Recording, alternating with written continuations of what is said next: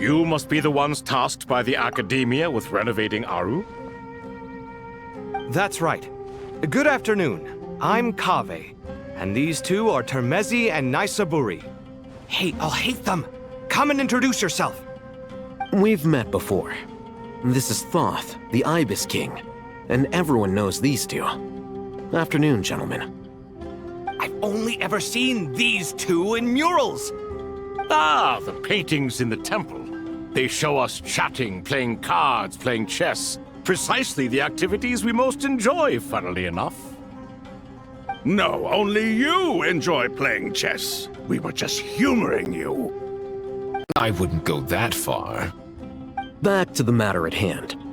A preliminary assessment by the Academia indicates that this project requires expertise in various disciplines, including the deciphering of ancient texts, mechanical engineering, the restoration of ancient ruins, and elemental theory. The most capable minds in their respective fields are here before you. If there are no objections, we'd like to begin our work. The artisans who built Aru for Al-Ahmar gave their very lives to create this splendid work. Follow their example by giving your utmost devotion to this project. I didn't know that. We'll do our best, of course, but we certainly won't be sacrificing our lives.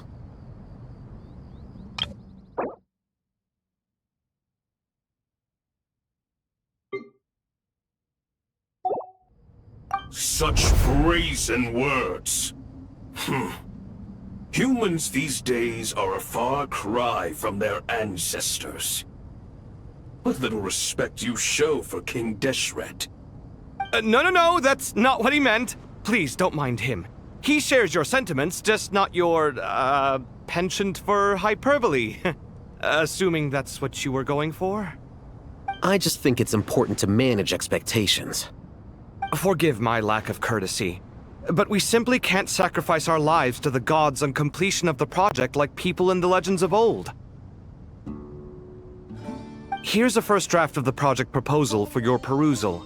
Please let us know if you have any requests.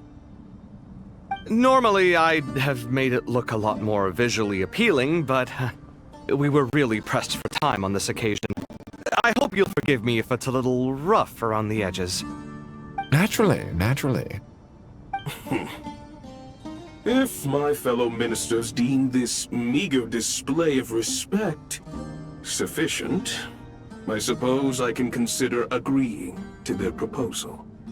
Why are you so preoccupied with the ostentatious displays of respect to Al-Ahmar? We should be trying to make things easy for them.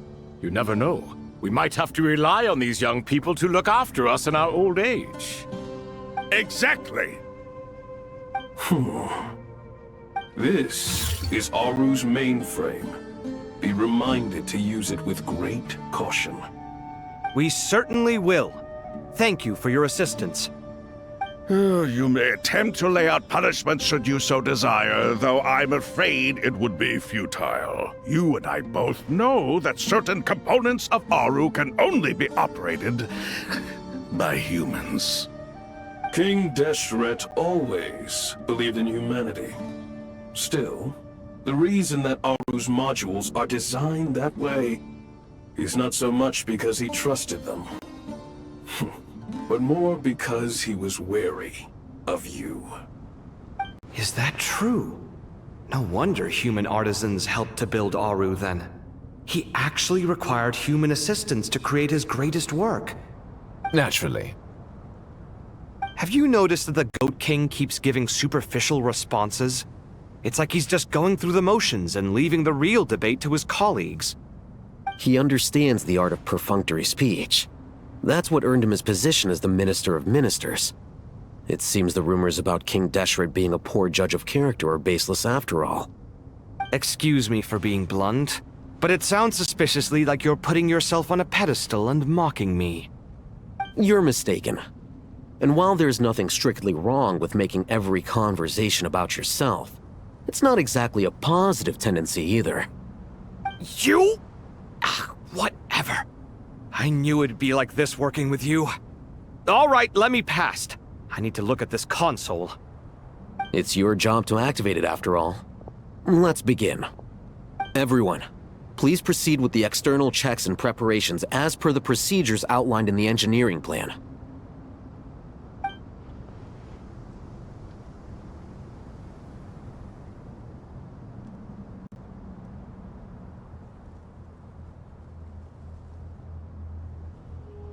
Hello there, youngsters. Whoa, the Ibis King came to life! What do you mean, came to life? I've been alive the whole time! You did say we could start our research, right? Are you having second thoughts now? I've reviewed the proposal. The work you're planning to carry out on this grand device is ambitious in its scope. You have ample confidence in your abilities, I take it? I wouldn't say I'm feeling hugely confident, but given how bad things are, I'd rather at least try something than sit around waiting to die. You are the top scholars of your day. I trust you are aware that there are countless links between Aru and the Akasha? Aru and the Akasha?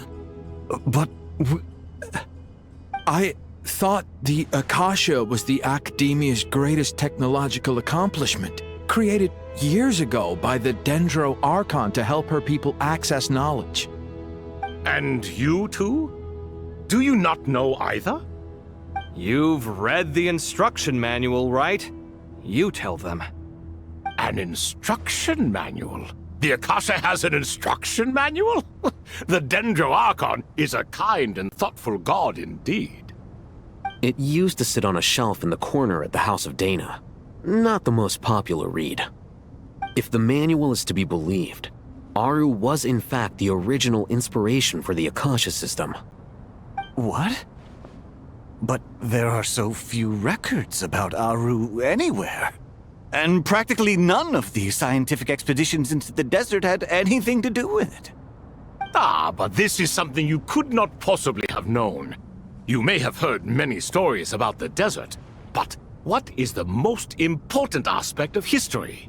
Consider this a quiz. Anyone from Vahumana present? I'm from Vahumana. It's, well, veracity. Precisely.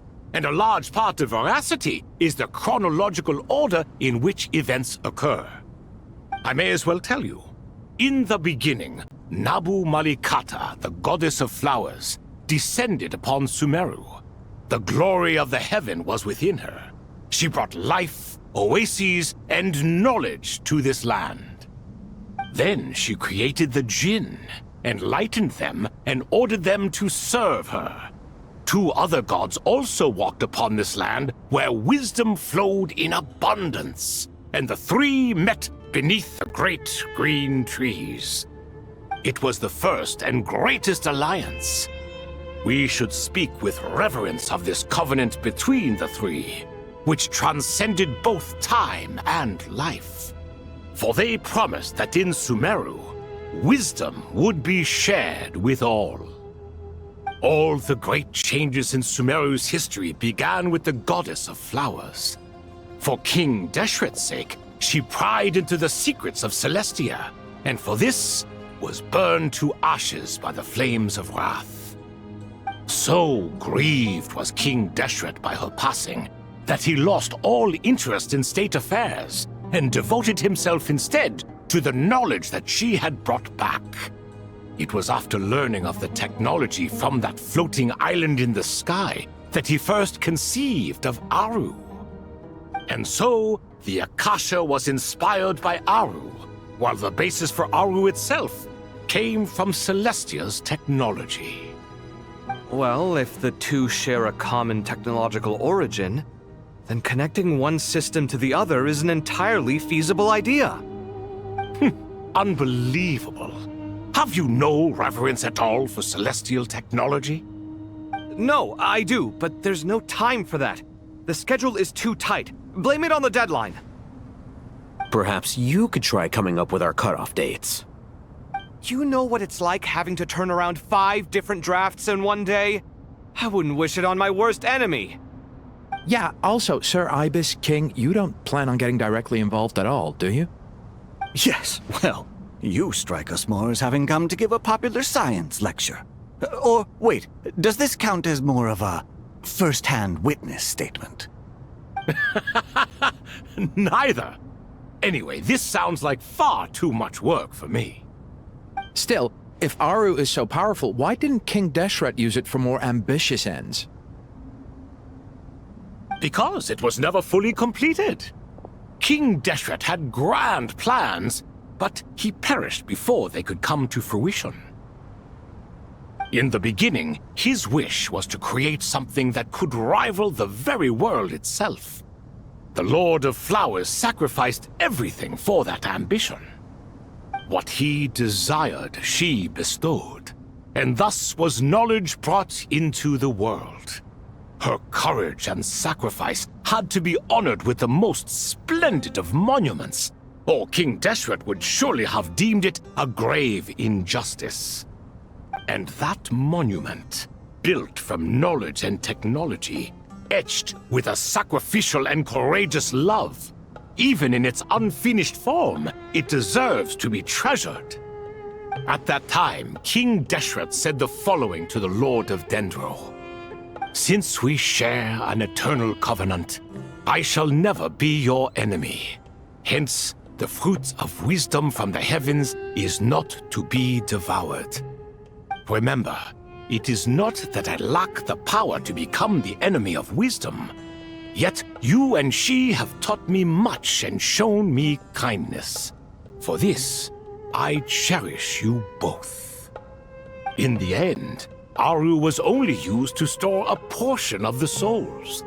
It was but a primitive form of the masterwork the king had envisaged. His final hope for Aru was to return to the past, when she yet lived. So the point you're making is, King Deshret was both powerful and ambitious, and he only ceased his imperious ways out of affection for the Goddess of Flowers and the Dendro Archon. You could see this as an act of mercy, but you could also see it as the sentiments that lay between these three gods placing constraints on him. This was, after all, the foundation of the alliance between them. This explains why Aru was both a prison and a monument, and why the answer to the three questions was time. You have to be careful who you get involved with, or you invite all manner of misfortune. This is as true for gods as it is for humans. Love is the same. It is both a prison and a monument. All right, let us pause the story here for now. Seeing as you've been so diligent, I'll offer a little help. Who's in charge again? Is it you two? Ah, yes, me and him. Now then, close your eyes. Wisdom hides in the space between the tangible and the intangible. It is to convey the incommunicable through the simplest of mediums. By the power of King Deshret, I shall grant you a glimpse into the unseen secrets that lie at the threshold of existence.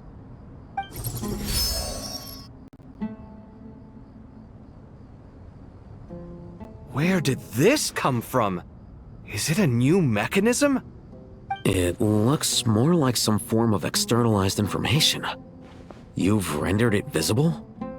Just as the Akasha allows you to access a greater range of knowledge, the power of our king permits one to perceive ingenuities that do not belong to this world. This is no ordinary mechanism. It reflects the internal structure of Aru. Whether you choose to increase or decrease, keep or discard. Come, use these to achieve the outcome you desire.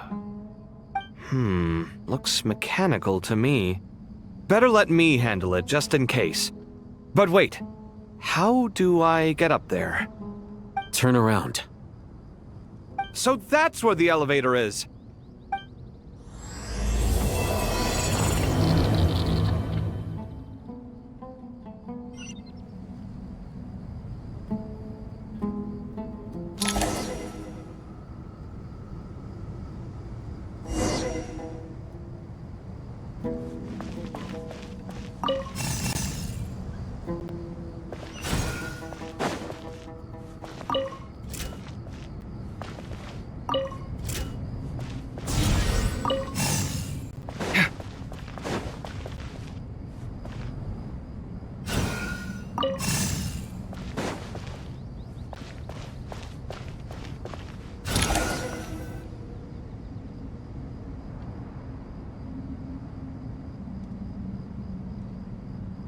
Obelisks were used to record important information in the ancient desert civilization.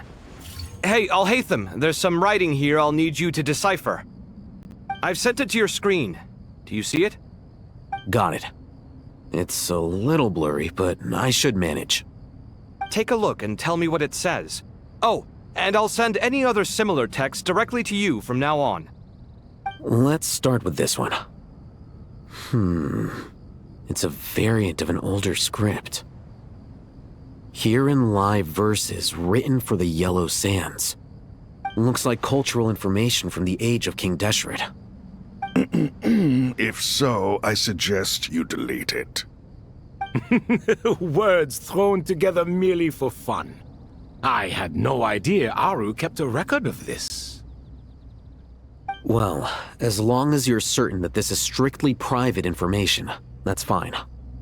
It is unimportant.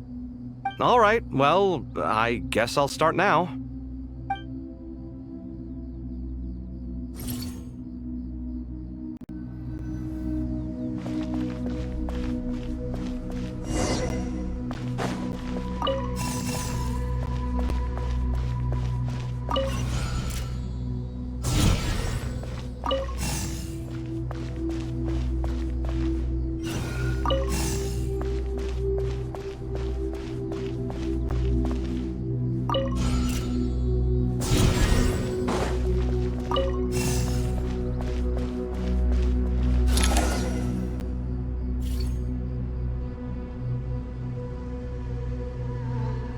Found some more. Sending them over to you now. These are all reports about the Gurubad conflict. Can we delete them? I'd say so. Most of this information has already been archived anyway. What if there are details in there that Vahumana missed? What are we supposed to do if they come after us in the future? They'll just have to live with it. If we don't resolve these issues now, there won't even be an academia in the future, let alone a Vahumana Darshan. Yeah, you're right. Okay, done. There's some other similar monuments nearby. I'll check them out.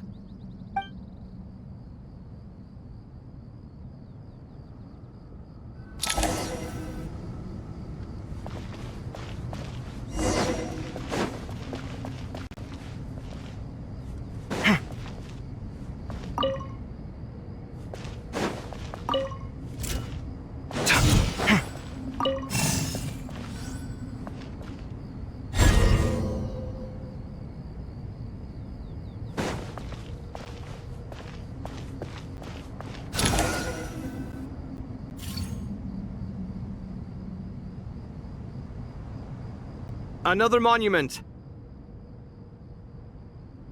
Hold on.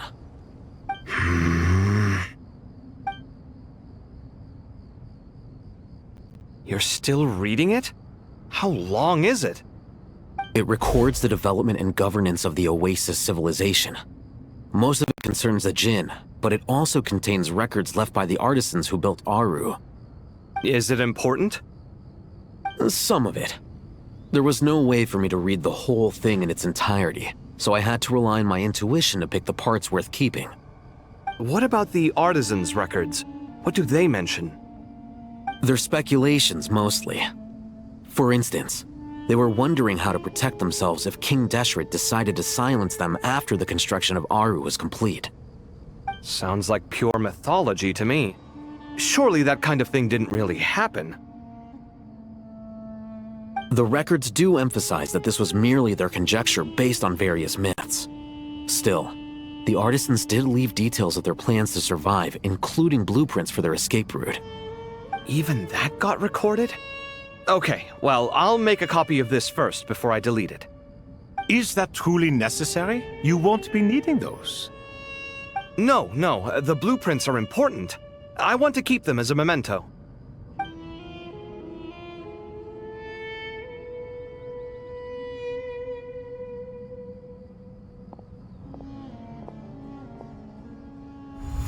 I think that should just about do it. It meets the requirements of the contingency plans, so we should be good. I gotta say, it's the strangest feeling, this cross between reality and the intangible. It's like drifting between life and death, or in and out of a dream, using my own hands to manipulate illusions that are forever out of reach. Chasing dreams in the most literal sense. Definitely a novel experience. What happens if my spirit just floats away? That won't happen. Anyway, I wouldn't celebrate just yet if I were you. There's likely to be a phase 2 of this project. All right. I'd better keep my wits about me then.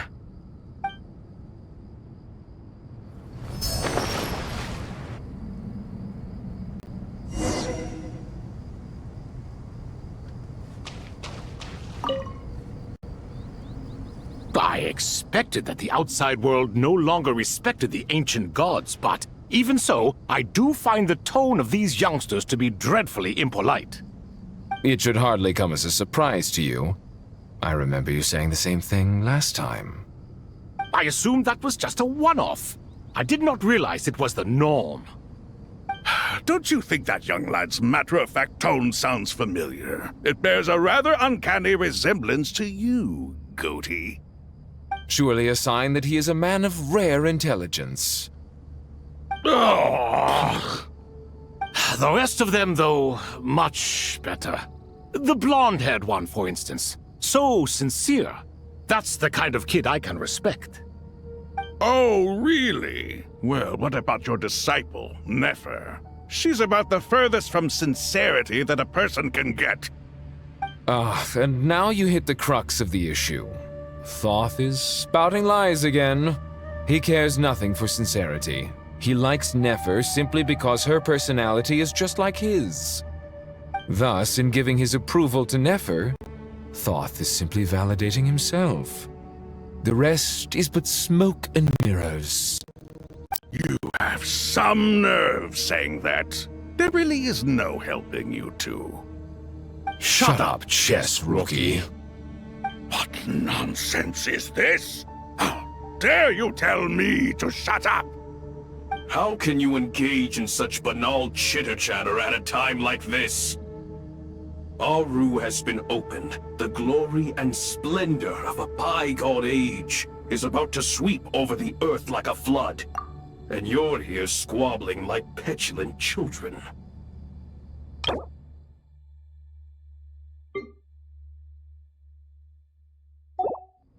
All three of you are insufferable. King Deshret was merciful, indeed, giving you a chance to be released from prison. I say, you should have been locked up for good. Ah, but Bennu, look on the bright side. Had they not been released, we would not have been awoken. Oh, you've been here this whole time. You should be scolding them along with me. I miss Hermanubis. It's not a real reunion without him here. And now you're avoiding the topic and talking to yourself. Why King Deshret designed your personality like this, I will never understand. Isn't this simply proof that our king supports my free will? Oh, look at those two rust buckets. Suddenly, you two do not seem so bad after all. Here, here. If being stuck together for thousands of years fosters no friendship, I cannot say what would. Naturally.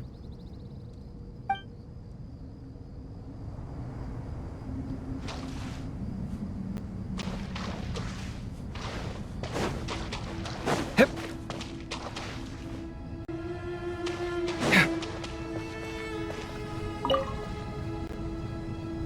How's it going? Are things progressing smoothly? Well enough, I suppose. You know how it is. The work itself is only half the problem. The other half is having to work with Al-Haytham. I'm sure the feeling is mutual. Honestly, though, I thought you two had already worked things out. As if. Turns out working closely together is the best way to expose any tensions lurking beneath the surface. Besides, I just think that some people never change. Agreed. Case in point, you didn't make sure I was out of earshot before you started complaining about me. Old habits die hard. Actually, this is for your own good. Maybe if you spend a little more time listening to what other people have to say, you might actually realize that you're the problem. Naivete is another old habit of yours. I had assumed that you both volunteered for this project, like us forest rangers. But now I'm getting the sense that wasn't the case. Definitely not. We were assigned to it by Lesser Lord Kusanali and Nephis. As much as I'd love to be doing normal work for normal clients, these Titan projects are all that's on offer right now. Though I'm sure they wouldn't be roping us in if they had any better options. Just goes to show how short-staffed the academia really is. I'm sure you've prepared yourself mentally, but I still feel the need to advise you to lower your expectations. It might make the process of working together a little less intolerable. I know! Same to you! But if you already understood that, you should also know not to say the quiet part out loud. Why don't you come help me with my forest patrols? Might help you avoid any further disagreements. Good suggestion, but unfortunately, differences of opinion will always exist. Changing the nature of the work won't get rid of them. For once, I actually agree. There is zero chance of us ever resolving our differences. Zero!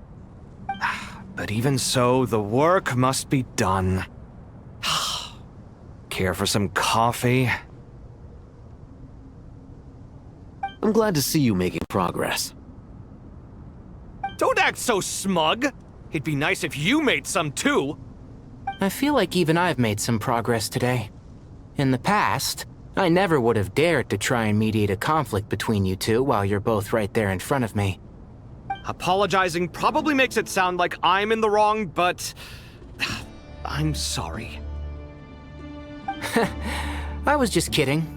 Truth be told, I don't have any work to do at the moment, so I'm just here to kill some time. How's Kale? She's studying with Nicole. I'm not sure how she's getting along, but she seems to be in good spirits at least. I wouldn't worry. Angelic affairs are probably above your pay grade anyway. I know what you mean, but Sino and I are still a little concerned for her. He said he'd go keep Kale company after he's finished training the mercenaries. I'm planning to join them myself shortly. Kale will be okay. Have faith in her. Even we can see how much more confident and outgoing she's become in these past few years. Thanks to you and Sino being there for her and providing guidance every step of the way, she can finally stand on her own 2 feet. On her own 2 feet. Does it feel bittersweet? Watching the younger generation grow up and move on? No, not yet, at least. I was just thinking, I wish there was more I could do for everyone. She'll be fine. Yeah, she will. Just try to relax.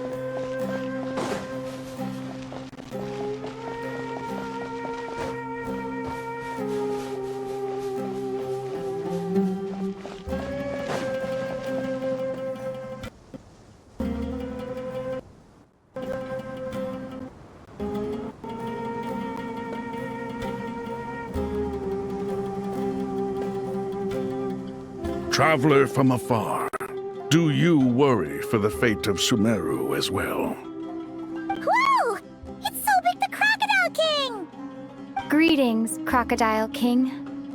Please be at ease. I'm just here to chat with you about Lesser Lord Kusanali. Sounds like you really care about her. Yes, although to be exact, it is a mixture of both concern and curiosity that I feel. Speaking of Nahida, Paimon was wondering how she's doing. Wait a moment.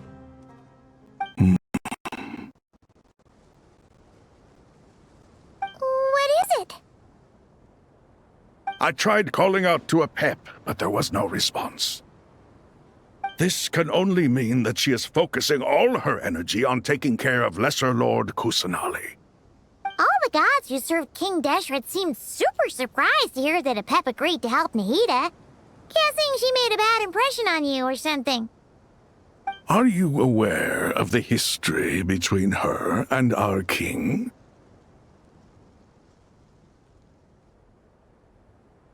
The story begins a long time ago. Al-Ahmar was always a wishful thinker where the Dendro dragon was concerned. Without consulting her, he decided to list her among the 7 pillars and declared his own power to be far superior to hers. That was when our king was at the height of his power. Ibis Goti and I were no match for him, and so we chose to submit and serve as his ministers. But not a pep.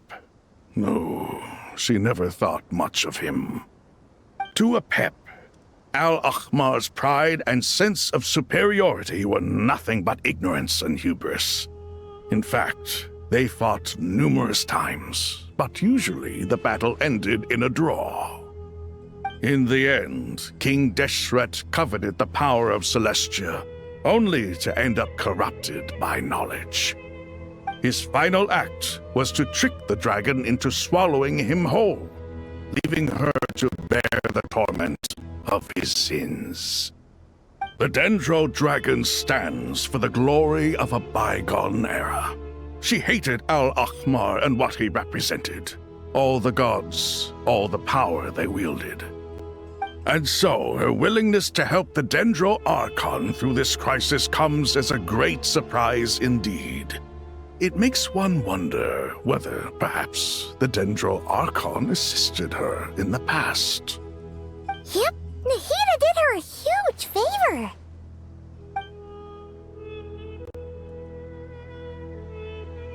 So Lesser Lord Kusanali put an end to the Dendro Dragon's many long years of torment. As much as she loathes the 7, a pep knows kindness when she sees it. No wonder she was willing to make an exception. Yeah, that's the sense we got from dealing with her, too. She is not incapable of coexisting with other living things. Rather, she actively chooses to avoid coexistence. And this despite the fact that she symbolizes life itself. How ironic. All of this being said, I wouldn't expect too much from her if I were you. Nothing will change her hatred towards humanity and gods. We'll keep that in mind. Anyway, how much longer do you think Nahida needs to stay with the pep? For all we know, the Fatui might still be in the desert. Just to be on the safe side, why don't we grab anyone who isn't busy right now and go look for her? I'm alright, Paimon. Huh?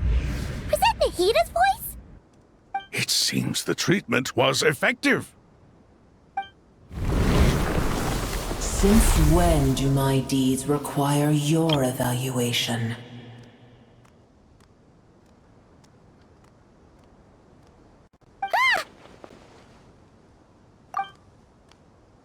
Here will do just fine. I had no intention of taking you any further.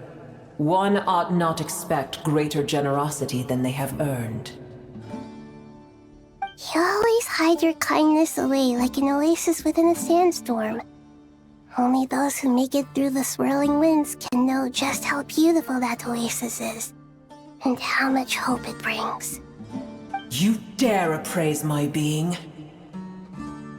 No, I'm expressing my gratitude. I want to thank you for sharing your precious life force with me.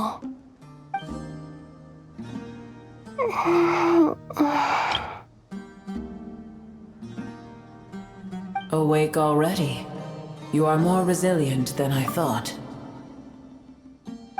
Pep. I feel much better. Thank you. Gods and their gratitude mean little to me. I would rather you give me your assurance that the situation with Irminsul and Sumeru's ley lines will be competently managed. If I suffer any ill effects from the ley lines, you, as the god of this land, will be held responsible. And you would not enjoy being held to account by me. I understand what you require, but I would assume this task even if you did not demand it. Sumeru is my responsibility. I must resume my duties as soon as possible. A farcical notion. God of Sumeru, I hope you realize how unextraordinary your strength is.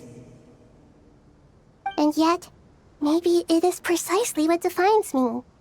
A god of wisdom is not meant to rule by force. Then hold steady. We go forth. Well, I'll be. Is that a pep? Do my eyes deceive me? Of all places, the Dendro Dragon has decided to visit the mausoleum of King Deshret? I see that after all this time, El Ahmar's menagerie of ministers remain as vile as ever. It's a pleasure, Dendro Dragon. Had you arrived but a little sooner, you might have attended a meeting of the Seven Pillars. What a nauseating thought. You are not the first insects I have had the displeasure of dealing with today. A swarm of them tugged on my tail on my way over. Goodness knows what hovels they crawled from. Why do all the creatures of this world remain so lowly after all this time? What did you do with them? I cast them away. What would you have me do? Keep them as trinkets? Boer, this is where we shall part ways. To be clear, I do not wish to see you or anyone else here ever again, unless absolutely necessary. Then I wish you peace as you return to your dwelling place. It matters not to me. Simply refrain from bothering me again.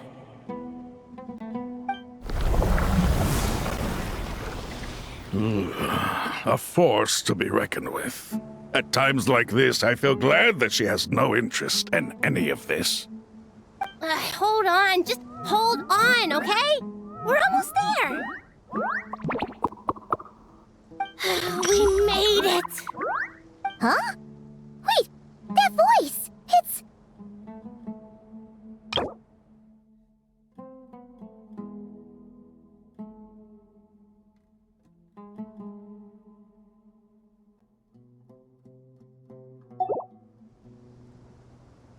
Uh-oh! I'm gonna fall!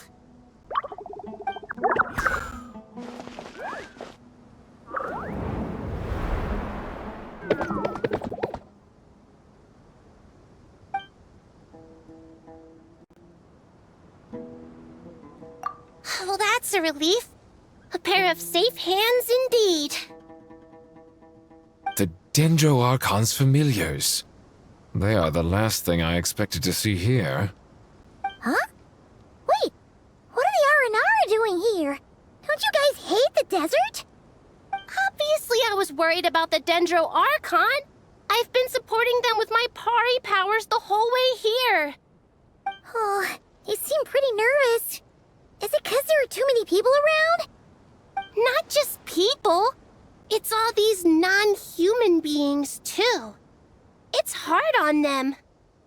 I can't believe you made such a long and dangerous journey just for my sake. I appreciate your support so much. Thank you all. I'll have to ask everyone to wait while I help our new arrival settle in. Once I'm done, I'll gather everyone to discuss our next steps. Traveler, Paimon, shall we find a place for our friends to stay? Awesome! Let's go! Well, first I have some questions.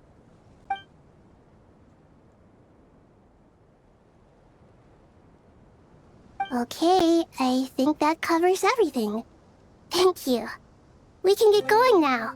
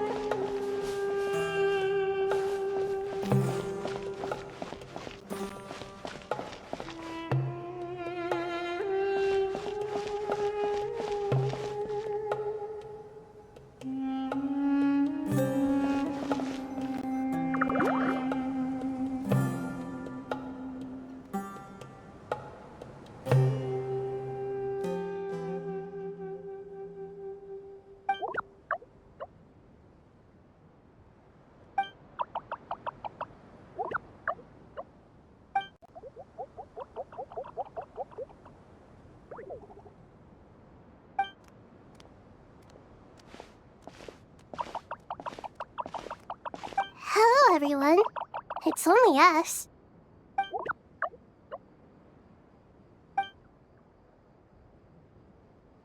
It must be very tough for you coming all the way out here, especially since you don't like the Veluca. Is everyone back in Vanarana doing well?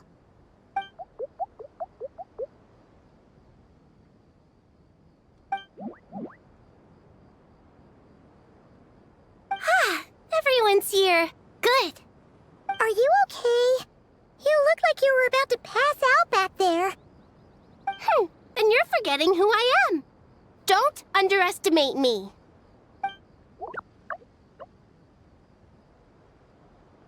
Red Flux. Oh, excuse me! Are you comparing me to Paimon? I suppose everyone is gathered here because of me. As we can see, the situation is critical, and everyone is very busy with their various tasks, so...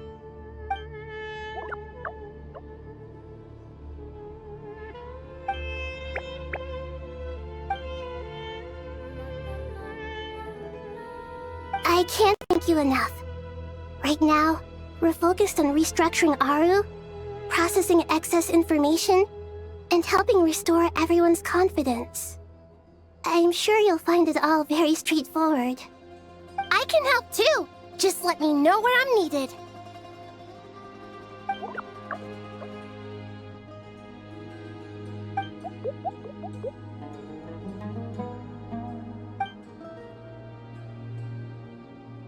Up to no good?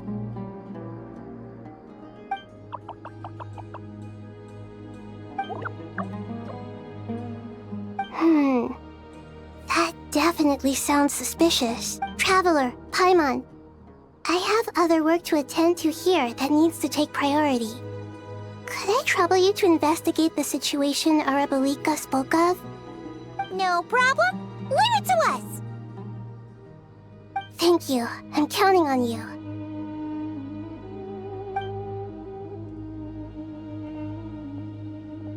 There's one other thing. If you are to work alongside the people of Sumeru, you will need to make yourselves visible to them. Is that acceptable to everyone?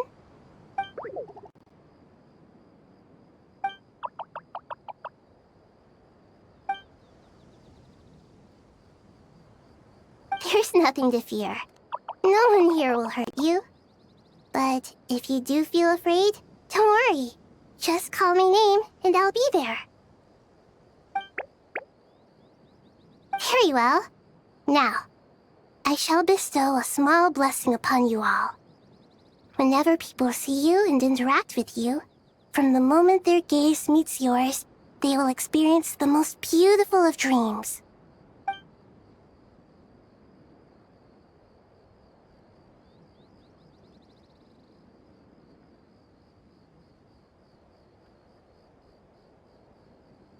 Do not fear. We will face it together. This too shall pass.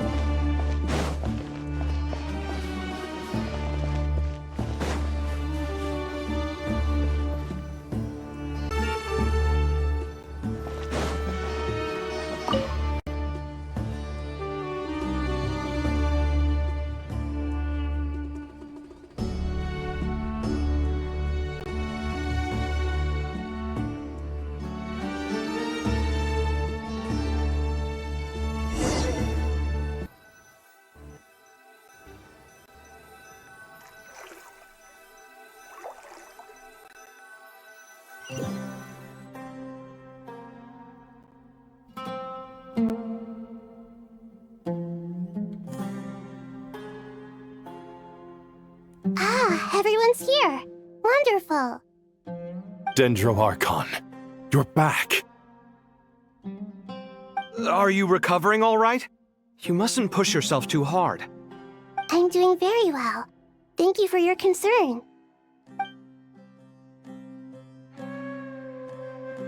I see. Using the power of Aru to reboot the Akasha and gain access to Irminsul. It's a sound plan, although... I regret to be the bearer of bad news, but with the state that Irminsul is currently in, it's impossible to access via traditional means. Even the Akasha won't change that. Alas, we had feared this may be the case. And what about non-traditional means? Non-traditional means? Are you saying... Desperate times call for new measures.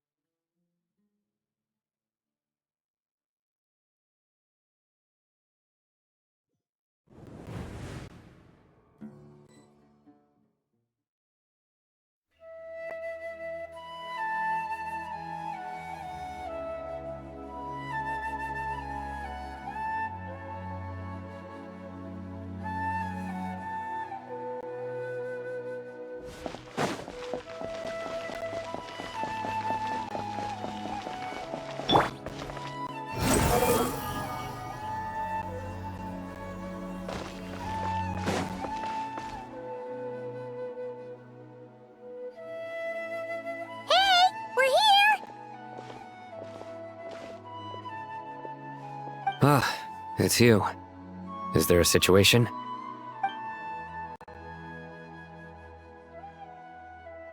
The Aranara have good intuition when it comes to people. In other words, there may well be a traitor among us. Given everything that's going on, I'd be more surprised if there wasn't. Miss Nefer, as a professional intelligence broker, I trust you have a solution? Not one that I'm willing to volunteer. What's in it for me? Let's say I'll treat this as a pilot project aimed at expanding your intelligence operations. Whatever business you're in, an avenue to demonstrate your abilities could never hurt. I like the sound of that. Glad we're on the same page. Given that you rarely set foot in Sumeru, practically no one at Caravan Rebot knows who you are. I take it you've read the files on everyone in the area? Yes. I also skimmed the list of evacuees, and am more or less up to date on where everyone stands. Any initial suspects? Limiting the scopes to males whose recent activity could be viewed as suspicious. I've identified 3 names. The Aranara saw 2 people talking, but currently we only have 1 suspect. The other person was probably just a messenger, and in all likelihood has already left Caravan Rebat. Everyone is heading for the desert per the evacuation order. Anyone willing to turn back at this stage is almost certainly with the Fatui. There's no way it was a spur-of-the-moment decision to act at a time like this. This spy must have been planted long ago. We need to smoke him out from wherever he's hiding. Sounds like you have the beginnings of a plan.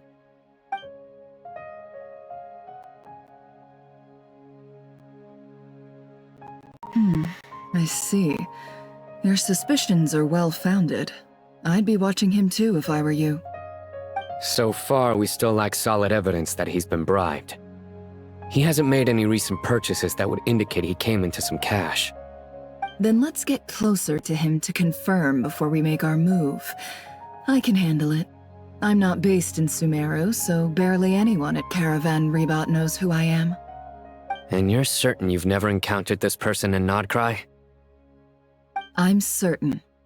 Besides, it's extremely rare for me to have had any direct contact with Sumeru mercenaries besides Jet.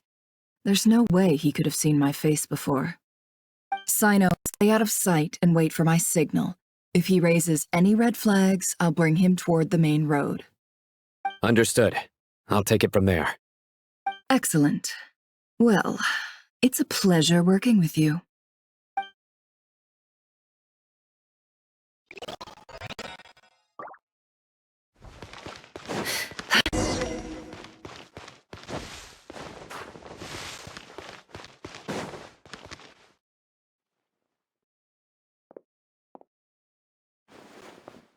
Darker skin, scars, frequents the desert and has ample combat experience.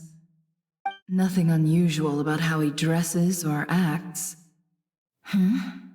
What's that he's looking at? A coin. Interesting. Could that be how his contact paid him? Conveniently discreet for someone trying to hide any unexplained income. And yet it could be highly valuable.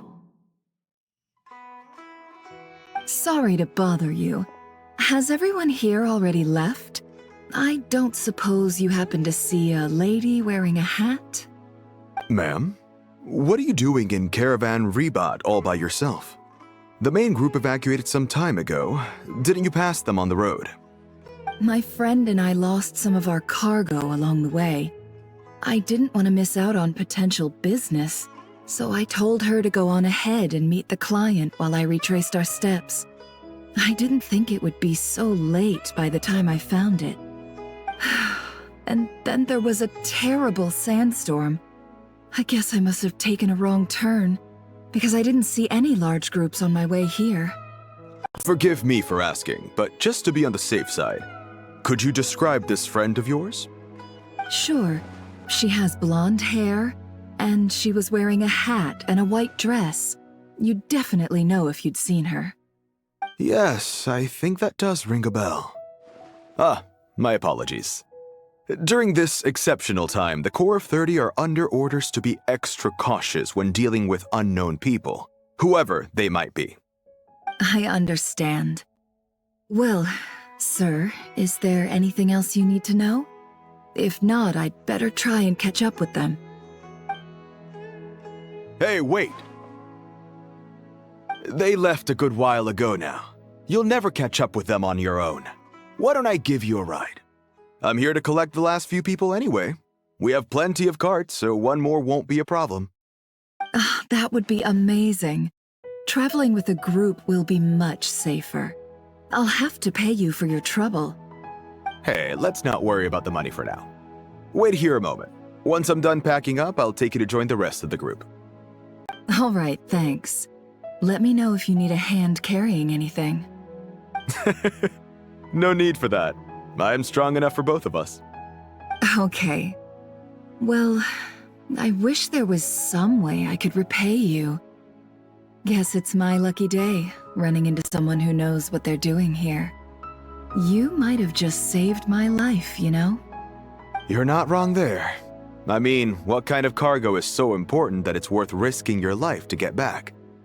I hope for your sake that it's priceless. Actually, I suppose I can tell you, since you've been such a big help. But be sure to keep it to yourself, or we could both be in big trouble. Oh, really? Sounds mysterious. We're in the antiques business. You understand? Some of our goods aren't acquired through the most legitimate means.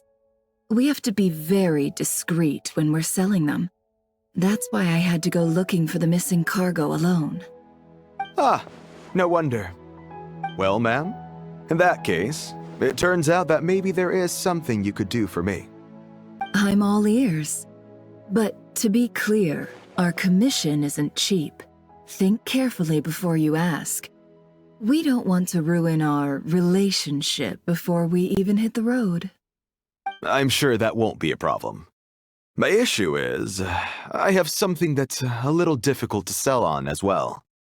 Take a look at this.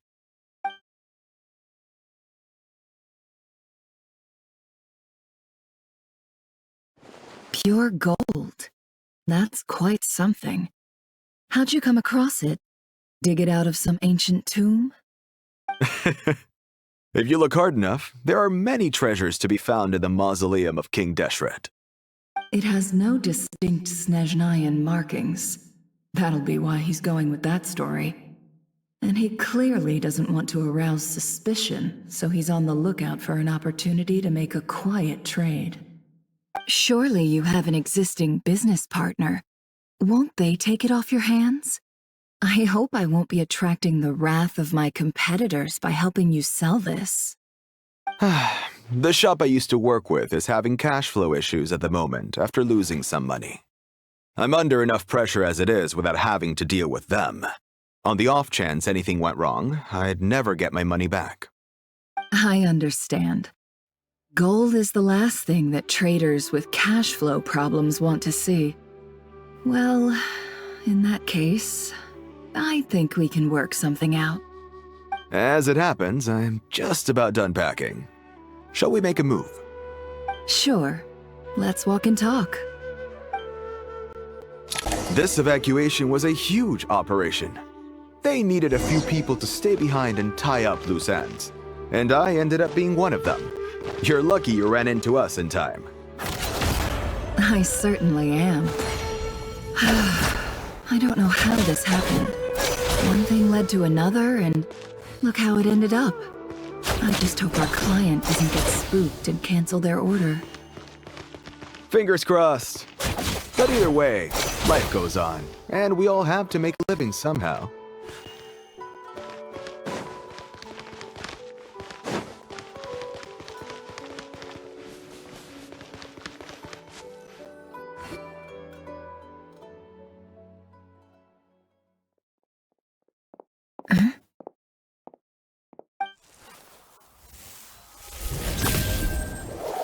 Hands where I can see them. General Mahamatra! No, wait! What are you doing?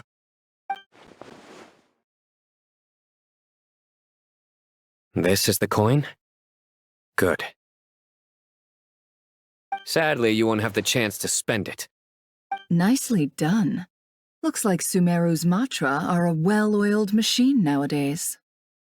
Unmarked gold coins are quite difficult to trace. Thanks to you, we have secured the evidence. Here's what's gonna happen.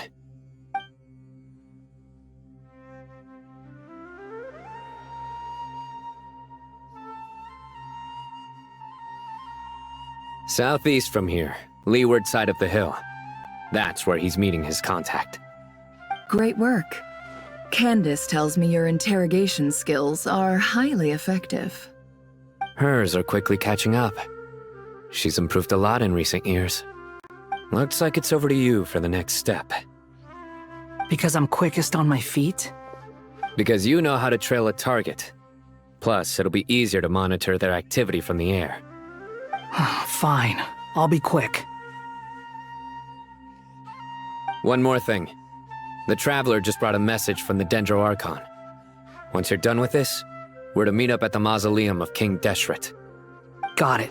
Will do. Are you sure you'll be okay on your own? Gee, I don't know. Maybe you should come with me. Okay. Then Paimon's coming with you. Really? You do know this is a stealth operation, right? Meaning, you have to be quiet? Paimon? Are you sure about this? Well, Paimon at least wants to give it a shot. Like everyone says, if you never try, you'll never know.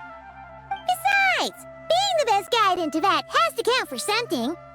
This should be a piece of cake. Fine. Join me if you want. But be warned, if anything goes wrong, I'll have to gag you and shove you into a bush. No need! Paimon will be super careful. Promise! Good. Then what are we waiting for? Let's go. Ah! Coming!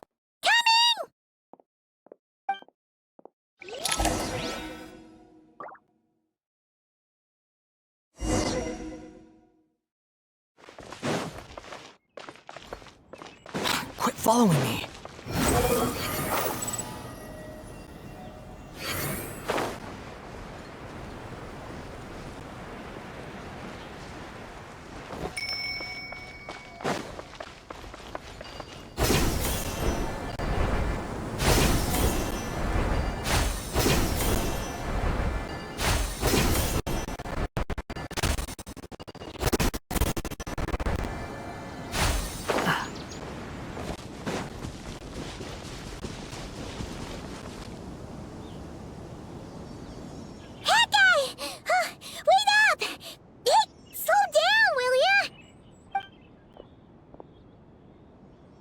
We're here. Now we wait. Okay, yeah, cool. Cool. What's on your mind, Paimon? Huh? Nothing? I thought all you cared about besides being a guide was food and sleep. Why the sudden urge to go on a dangerous mission? What's that supposed to mean? Paimon's been on plenty of dangerous missions before. But never on your own. You hardly ever leave the Traveler's side. Just saying. I'm kind of at loose ends right now. So if you did want to share, I suppose I'd have to listen. If not, suit yourself. Makes no difference to me. Hat guy? Do you think Paimon is useless? What? Where's that coming from? When we were in Notcry, Paimon suddenly realized something. Even though Paimon's with the Traveler every single day, whenever we face real danger, she can't do anything to help. Paimon doesn't get like this very often. She just got really scared when the Traveler got kidnapped that time. What if she never came back? What would Paimon do then? And the more Paimon thought about it, the more useless she felt. But Paimon doesn't want to be a burden. Paimon wants to be a friend who's actually useful. Does that make any sense? You know, that feeling of just being completely useless and... Oh, Paimon probably sounds so ridiculous right now. You asked the right person. Boy, do I know that feeling. Oh, that guy. I'm not gonna try and encourage you. What I will say is this. When you start doubting yourself, you have two choices. Give up or change. You have to make the decision to move forward. Otherwise, no amount of consultation from other people is gonna help you. So ask yourself, what do you want? To get stronger? To learn more? Whatever it is, go do it. You won't have any regrets If you can at least say that you tried. Oh. Alright.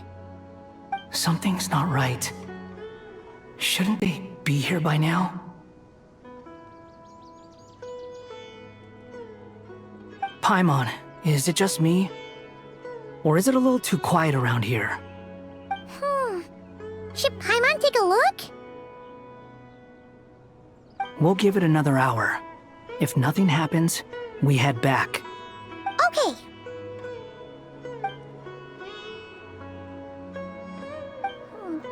How strange. We've been here for ages. Where the heck are they? Have we been stood up? What is it? Did you think of something? Something feels off about this whole situation, but I can't quite explain why. We know for sure that the guy Sino caught had something set up, yet somehow his contact is a no-show. So, either the handler got caught, or, more likely, they decided to cut our guy loose. But how would they know to do that? Wouldn't they at least send someone here to check things out? That's the problem. They couldn't possibly know what's happening here. Unless... This feels all too familiar. Come on, let's head back.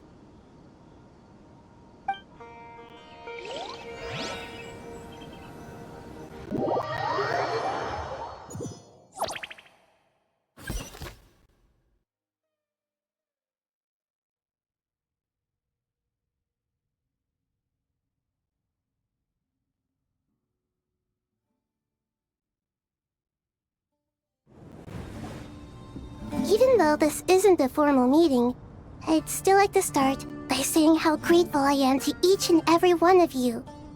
Thank you all for coming here and standing by our side. Shesipank and Bennu are currently assisting the scholars with the maintenance of Aru. Please forgive their absence. As for Hermanubis, may he rest in peace. We remember him with great fondness. There have been times when I imagined what it might be like to meet you all. Now that it's really happening, I feel quite emotional. Time has taken many things away, but that which remains is all the more resilient. I must say, there is one thing that rather surprises me.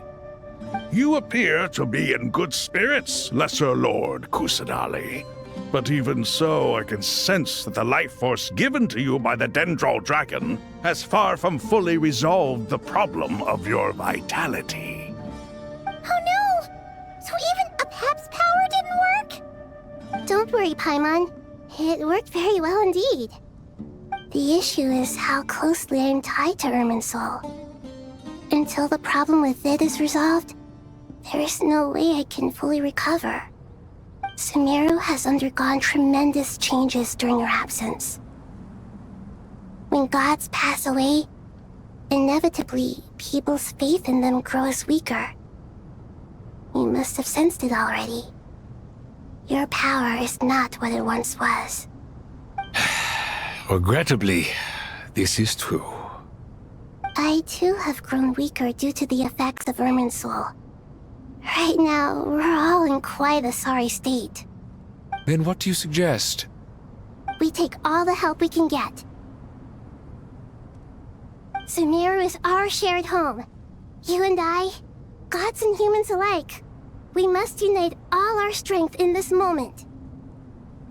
Though Al-Ahmar is no longer with us, the alliance between the three gods remains in force. Regardless, as subjects of our king, we have a responsibility to support Sumeru through this catastrophe. Not to mention that it was the people of Sumeru who released us from this prison of Aru. Times have changed, and the people of today possess greater wisdom than those of the past. You really know how to give a rousing speech, Goti. Now then, let us learn more about your plan. The brightest minds of the Sumeru Academia are busy opening and renovating Aru. They claim it has something to do with Irminsul? correct. Irminsul has existed in Tevat since the very beginning. But during the Age of the Dragons, it did not possess the significance it holds today. After the Heavenly Principles arrived, the power of the Light Realm was divided into elemental energy, and Irminsul was refashioned as a device that records and preserves all information. Since then, everything in this world has been inextricably linked to it. As the Dendro Archon, I have a duty to protect Irminsul. To Sumeru, it is both a national treasure and undeniably a major threat. Tevat has seen many upheavals in the last few years. The most recent of these was a major crisis in Notcry, which forced Sumeru to be even more vigilant than usual. I made sure to monitor all the pathways through which an outsider could potentially transmit themselves into Irminsul. But despite my efforts, a major problem still arose within. I still believe that someone has actively invaded Irminsul.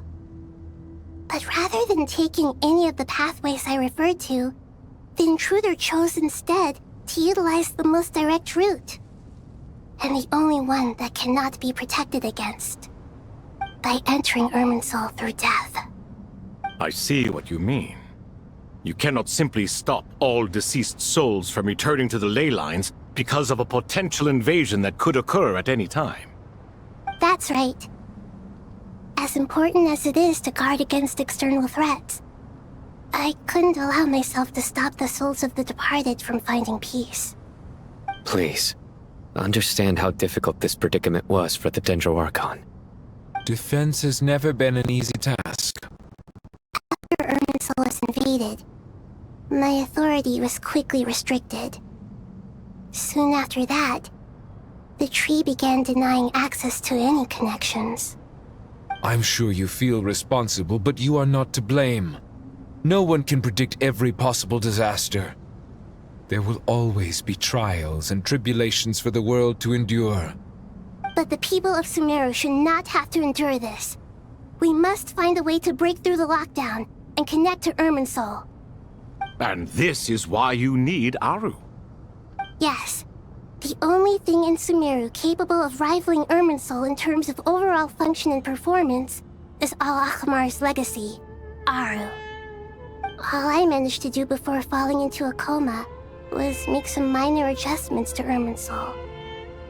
Using Aru is a last resort, and a move that comes with enormous risks.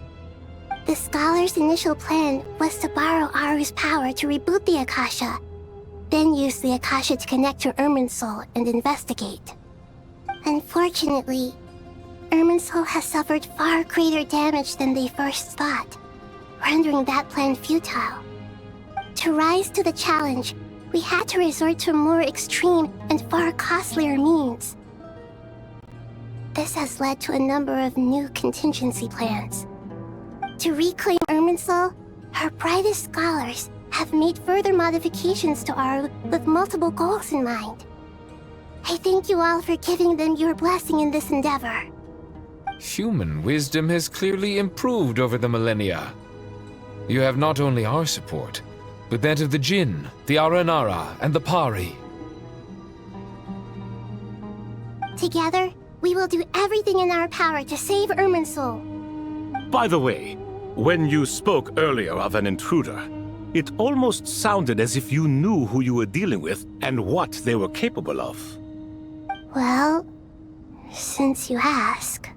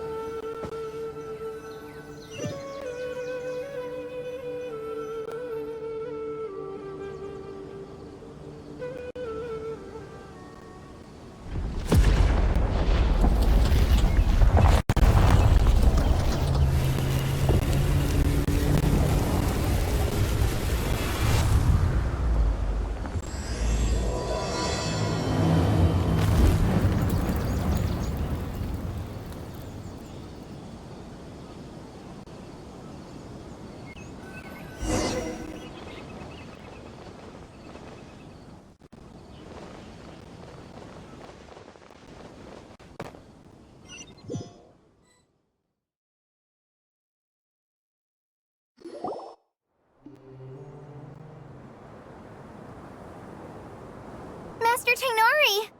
What is that? Is this Irminsul? How did this happen? What's going on inside? Luckily, we managed to evacuate everyone. What in the world was that? That was terrifying!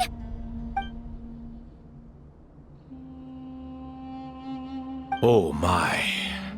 I understand now, Dendro Archon. You make yourself quite clear indeed. Not once over the millennia has Irminsul been so terribly afflicted as this. Please continue, Dendro Archon. Irminsul's root system is what comprises the ley lines. In the past, it has always been hidden away, going unseen by the general populace. But now, an evil intruder is making it reveal itself. It has become a tree of unbridled greed.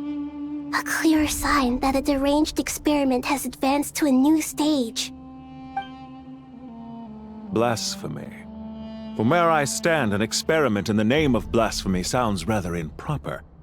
But, if we are to honor Dottore will, this is what we must do. The birth of this tree proves to me beyond doubt that this incident is connected to him.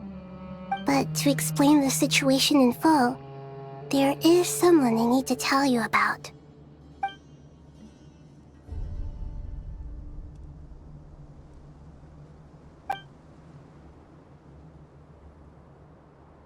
Zandik. So it was him. I saw him in the desert once. A man of supreme arrogance. So this is where it has taken him. But didn't Dottore die and not cry? How is he still able to do all this? He must still have loyal followers amongst the Fatui. Even so, I'm still unclear as to how he has been able to wield such a profound influence over Irminsul. I can confirm that Fatui forces have arrived in Sumeru City. Furthermore, Irminsul seems to be undergoing some kind of mutation. Evil branches are beginning to grow.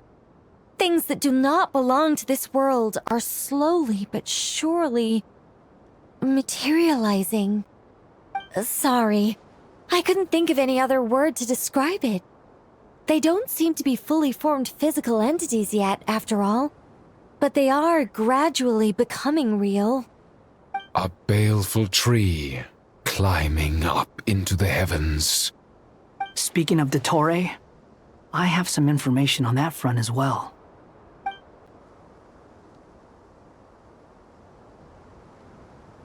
I didn't think it was wise to state this out in the open. But my theory is, the mole wasn't cut off after he was caught. They wrote him off from the beginning. You mean, the Fatui never intended to follow through with him? Then why plant a mole at all? It's hardly a conventional strategy, and the rationale behind it is pretty twisted. But as it happens, I know someone who works exactly this way. And when it comes down to it, his goals are very simple. He just wants to confuse people, so they can't figure out what he's up to. He's been a collaborator of Dottore's from the outset. That fact alone confirms that Dottore is involved with this somehow.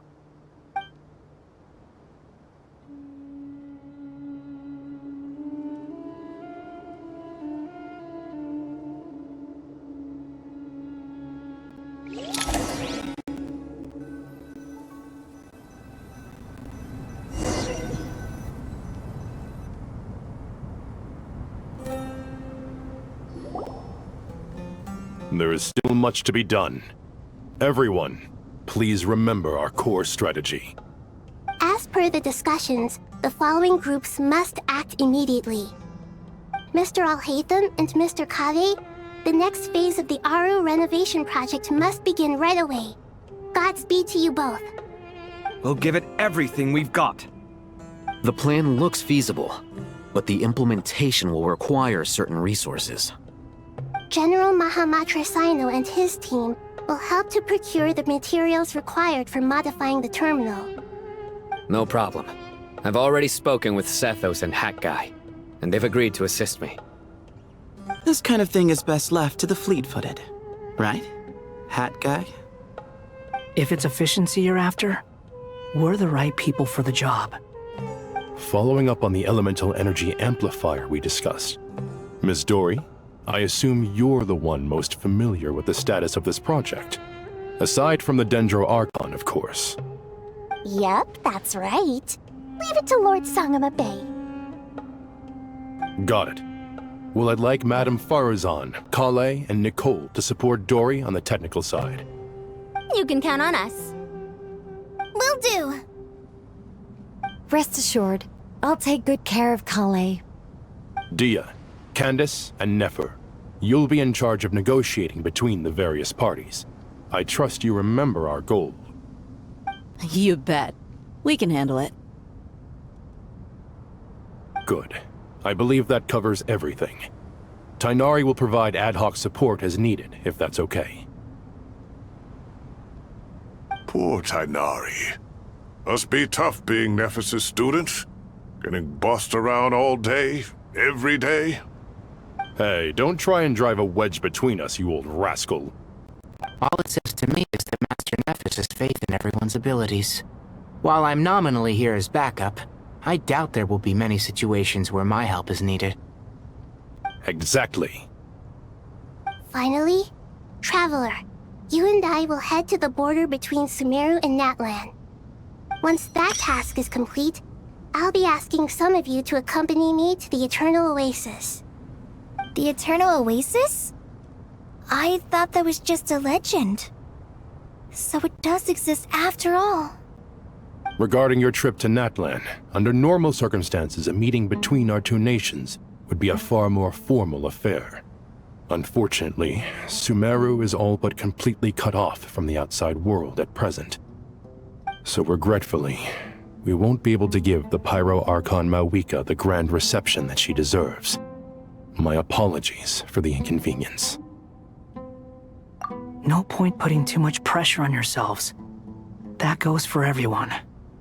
Right. Especially you, Dendro Archon. I'm sure you're still feeling quite weak. Don't worry about me. The Dendro Dragon's life force will sustain me. Plus, we'll be there every step of the way. Nahida will be just fine. Yes, I believe in myself. And I believe in every one of you. Well, time to get going.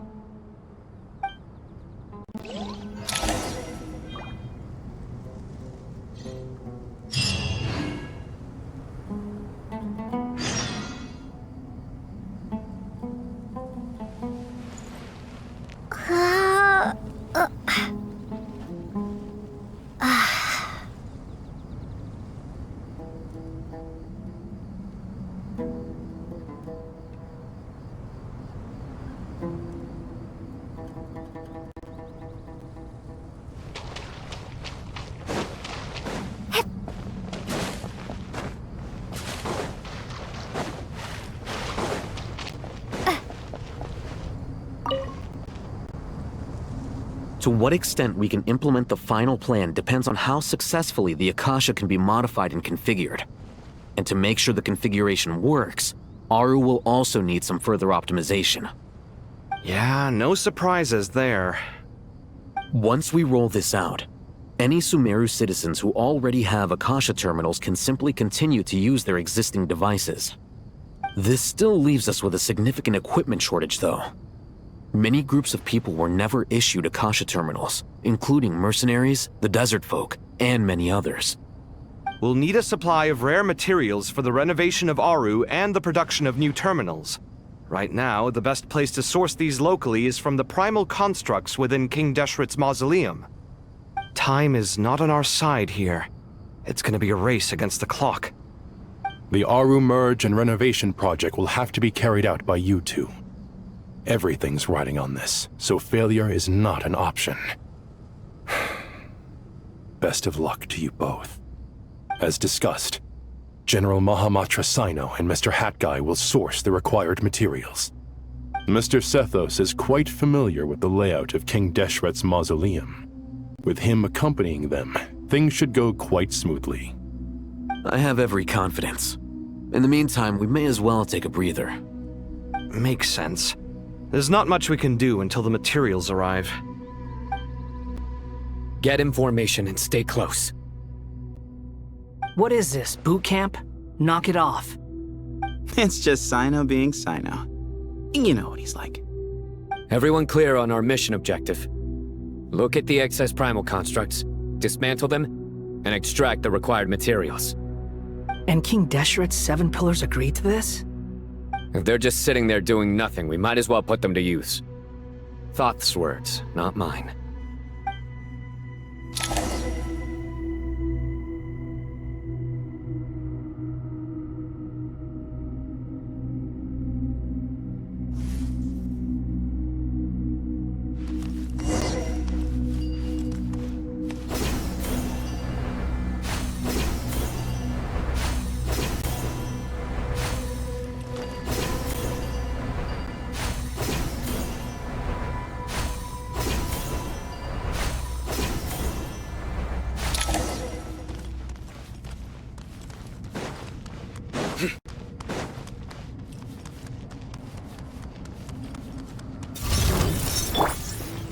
Sage's wisdom!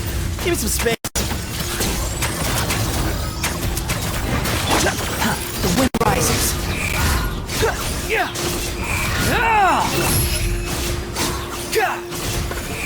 You dare to gaze upon me?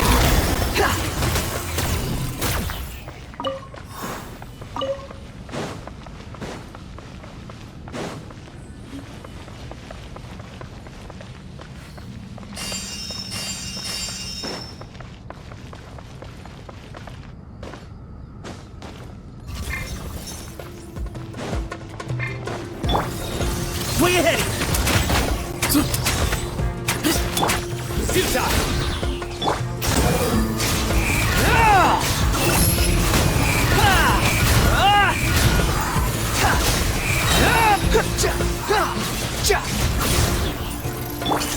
Move or be moved! Excuse me?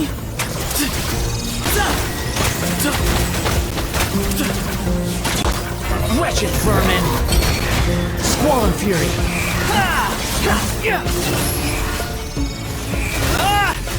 Upon the gale! These devices should still be usable even though they're broken down. Let's take them back for the others to review.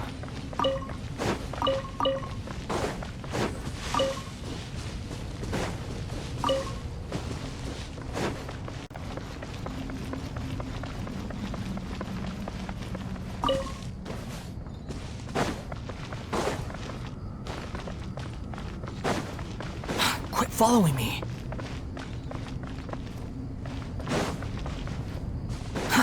Too slow.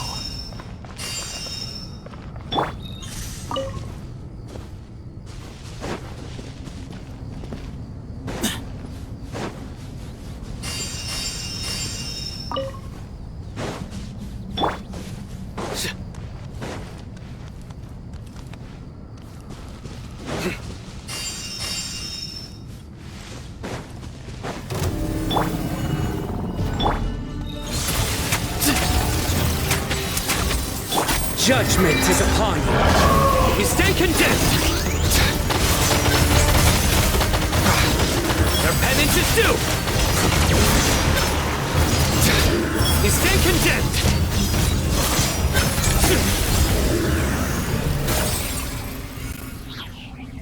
How many do we need again? Enough to make an Akasha terminal for everyone who doesn't own one.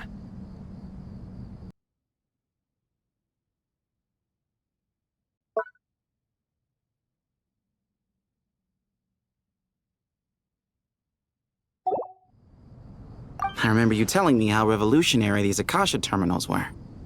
You've used one before, right? The Academia declared the Akasha to be the most powerful and comprehensive wisdom dissemination system in history. That should give you an idea of how powerful it is. Certainly sounds impressive.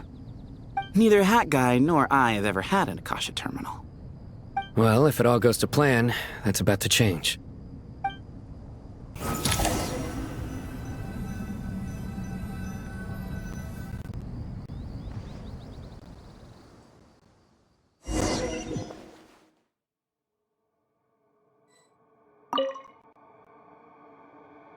Oh, goody! Thank you so much for handling the delivery. What a long way it was. You've really outdone yourselves.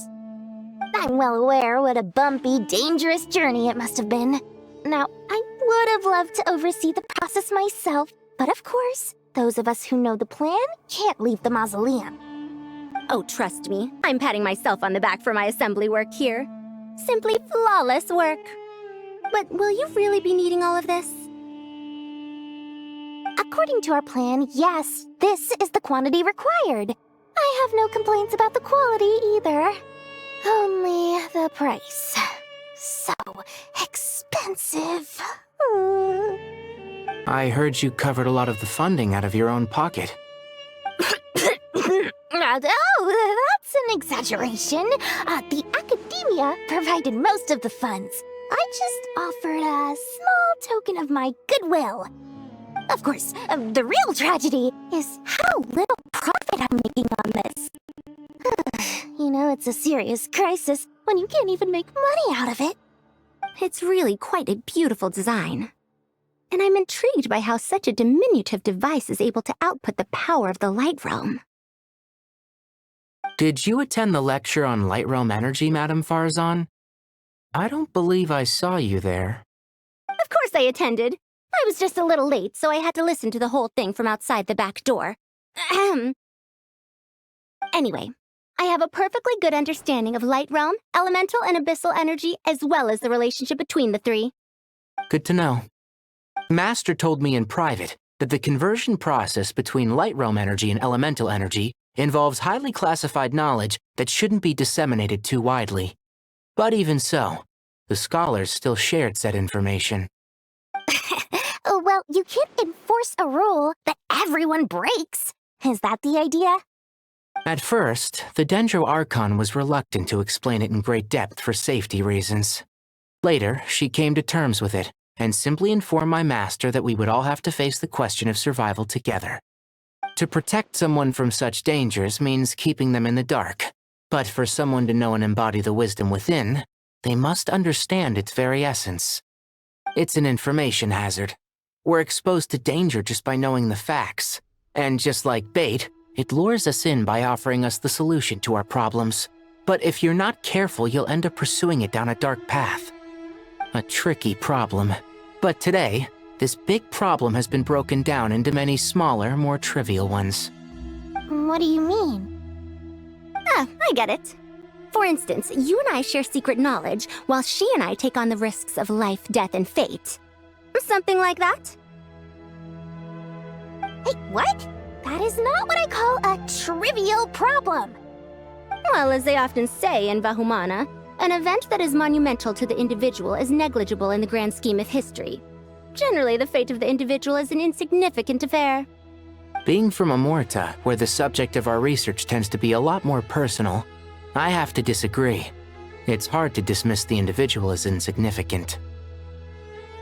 In other words, the big problem of survival has been broken down into many small, interconnected factors, and each one of us represents one of those factors. When the same secret is shared with a group of people, the same fate binds them together.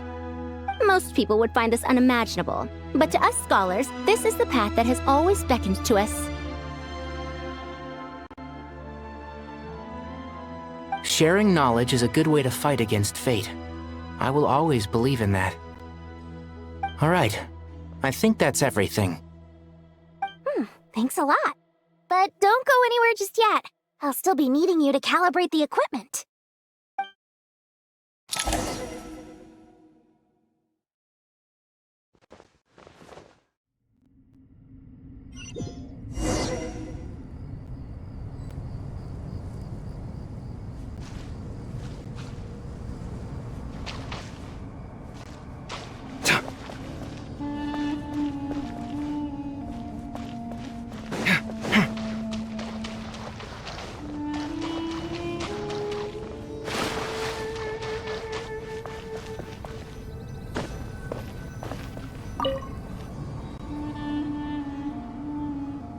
Okay, the materials are ready.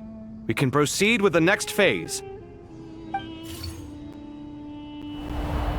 Al-Haytham, how are you getting along? Most of the information in Aru is written in ancient desert scripts. Some of this is written in a tribal language, while other parts seem to be a variant of an Oasis script, based on the glyph forms. Oh. Not lost to history, I hope. Some are. All we can do is infer the meaning based on the rules of related languages. Although, this section actually fills in some of the missing historical record. I'm transcribing it so we can bring it back to the academia. After Aru started up, 2 more lines of text appeared here. Can you read them? Humans may not read what is written by the gods, except by not reading. Victory should not be easy to attain, for it symbolizes divine wisdom. Knowledge must not waver, for it has external borders. Is this a clue to solving a puzzle? Or is it being symbolic? You can't read it unless you don't read it. Victory is wisdom. Knowledge is confined by borders. Wait, I think I've got it. It's a metaphor, isn't it? It's talking about... a chessboard.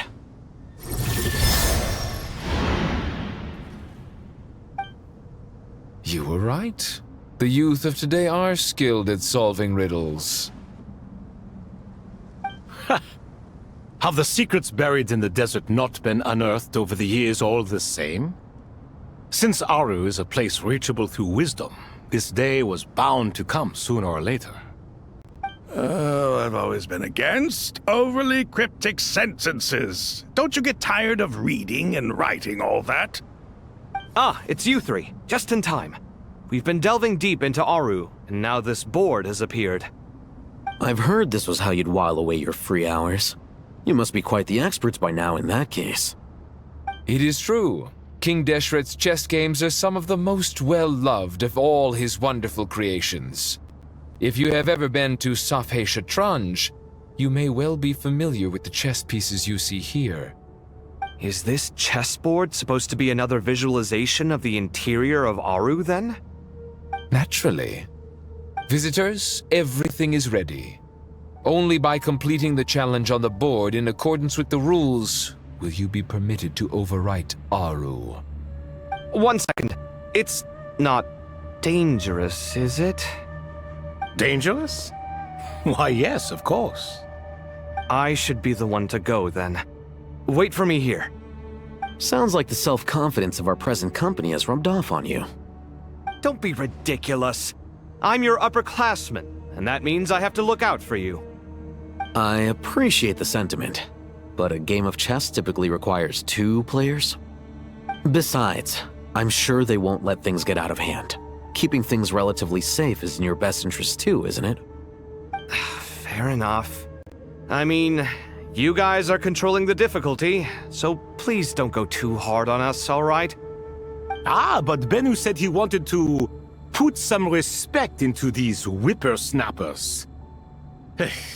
All right, all right.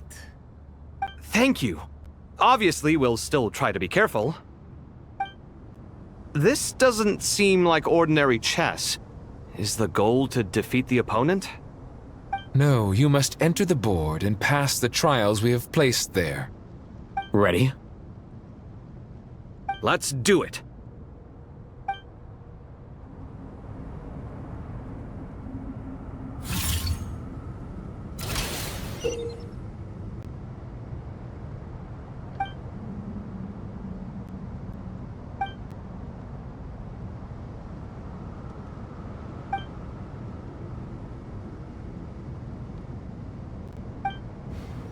The first trial is posed by me.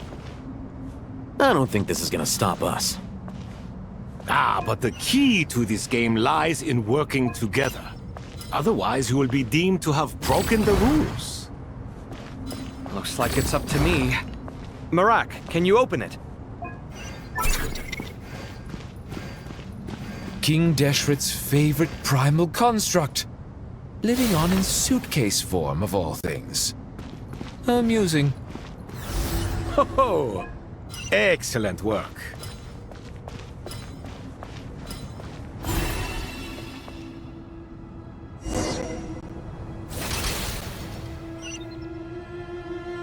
Now is the time for my trial. Now, don't be nervous. I'll make it nice and easy for you. Really? Thanks in advance. We appreciate it.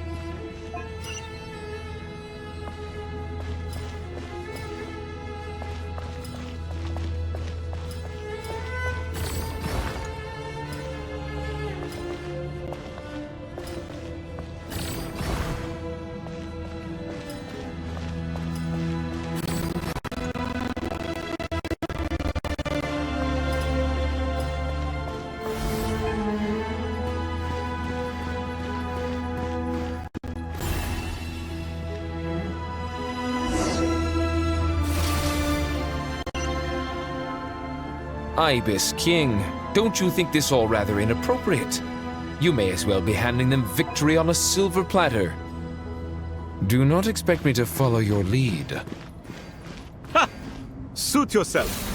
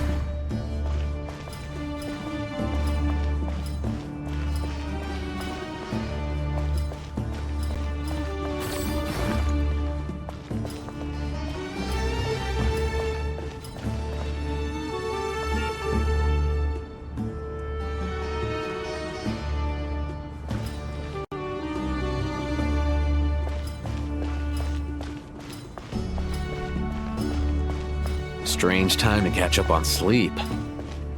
I'm not sleeping, I'm thinking! It's not that simple, you know.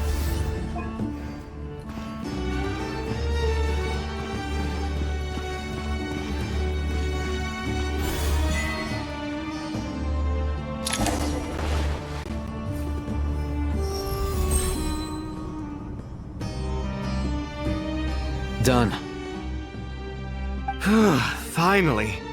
It's over. But seriously, that was incredible! Standing on the chessboard felt completely different from standing on solid ground. And also... Oh, sorry. I'll save my thoughts for later. Thanks to the three of you for helping us out with this. Is it just me, or were you giving us quite a lot of guidance along the way? We made but a humble contribution. You lived up to our expectations. Bravo! Our aid was not given for naught. In addition to the existing functions, I'd like to ask you for another favor. Since Aru's interference shield can cover the entirety of the mausoleum, it should be possible to extend its range even further. Perhaps you can find a way. So, building upon the existing functions to... Ah! I'm with you! Imagine for a moment. What would the ideal outcome look like if this function were compatible with the devices? I agree. This is the best solution possible. Please, everyone, we beg you to help us. Me, oh my! Well, since you ask so very nicely, I suppose... Goti? Kroko? What do you say? Naturally.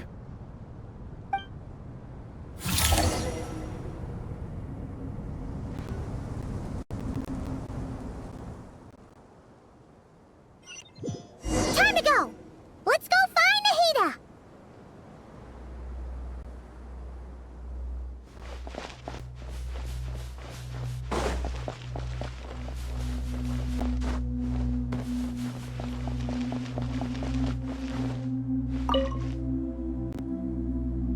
There you are. Miss Nicole truly is an angel. She shows great wisdom in guiding others, and she has already sent word to Natlan on our behalf. She said that while the other members of the Hexen Circle are busy with important work, she is quite free, and she is more than willing to accompany the people of Sumeru for the entire journey. Oh, there's Nicole, all right. Always super patient and loves to help everyone out. She's the best.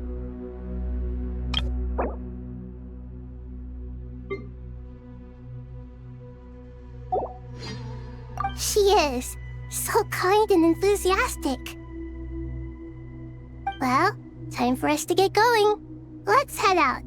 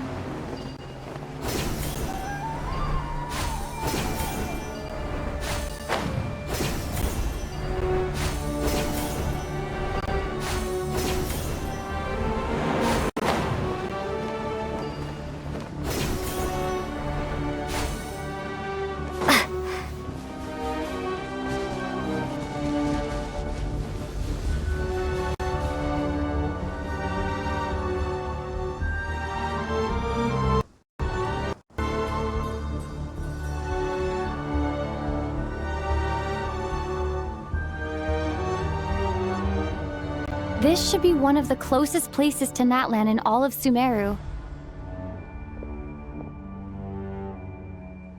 There's the barrier Nicole and Nefer mentioned.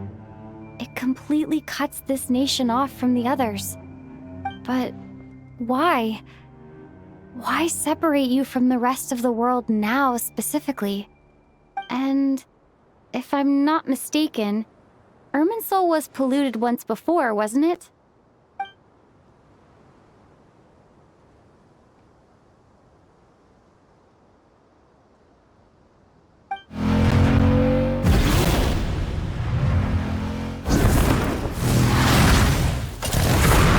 Good question. I'm wondering the same thing myself. That voice. Muika! You got here pretty quickly. Hello, traveler. It's been a while. Hello there. Hello, Dendro Archon.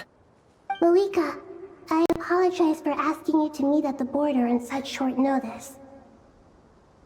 I also apologize for not being able to greet you in person. The form in which you see me now is one carried by the Traveler. The real me is inside the mausoleum of King Deshret, and I am reaching out to you with my mind from here. Irminsul has been infiltrated by the Doctor. We must be on our guard, as he can spy on information in the world from within the tree.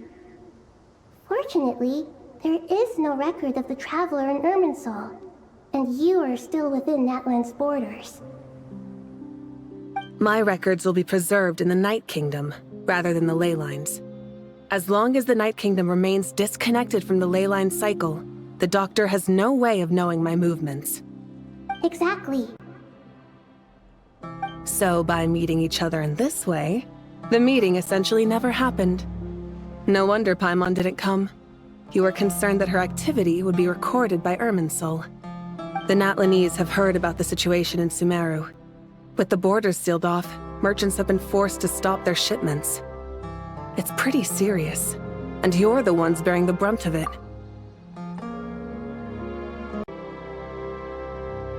I'd like to address the question you raised at the beginning. I can offer a brief explanation, although it will sound rather cruel. I don't reach this conclusion gladly, but Irminsul predates the heavenly principles. It existed long ago, when the dragons of Natlan were at the height of their power. So even when the people of Sumeru became ill because of pollution, it was not a critical issue from the perspective of Irminsul itself. As long as it continues to function normally, the barrier will not be activated. But this time, the Doctor's invasion has directly affected the tree. That is what caused the barrier to deploy. The heavenly principles established a rule that when Irminsul is plunged into grave danger, a portion of power will be reserved to isolate Sumeru. That way, even if Sumeru is destroyed, the outside world at least has some time to catch its breath. We'd certainly need it. The heavenly principles created almost everything that exists in Teyvat today. To them, preserving the existence of the world and its inhabitants takes priority over protecting Sumeru. Meaning, protecting Sumeru now falls to you. Yes. My own power may be limited, especially compared to yours.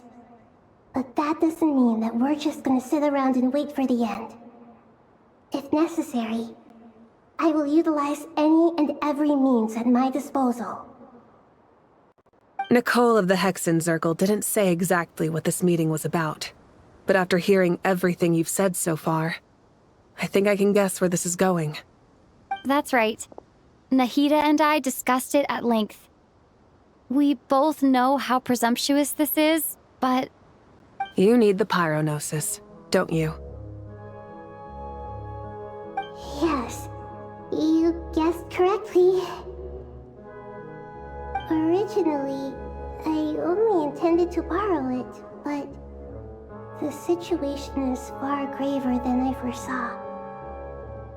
So instead, what I ask of you is to please give the pyronosis to Sumeru. Why do you sound so nervous? There's no need to be shy.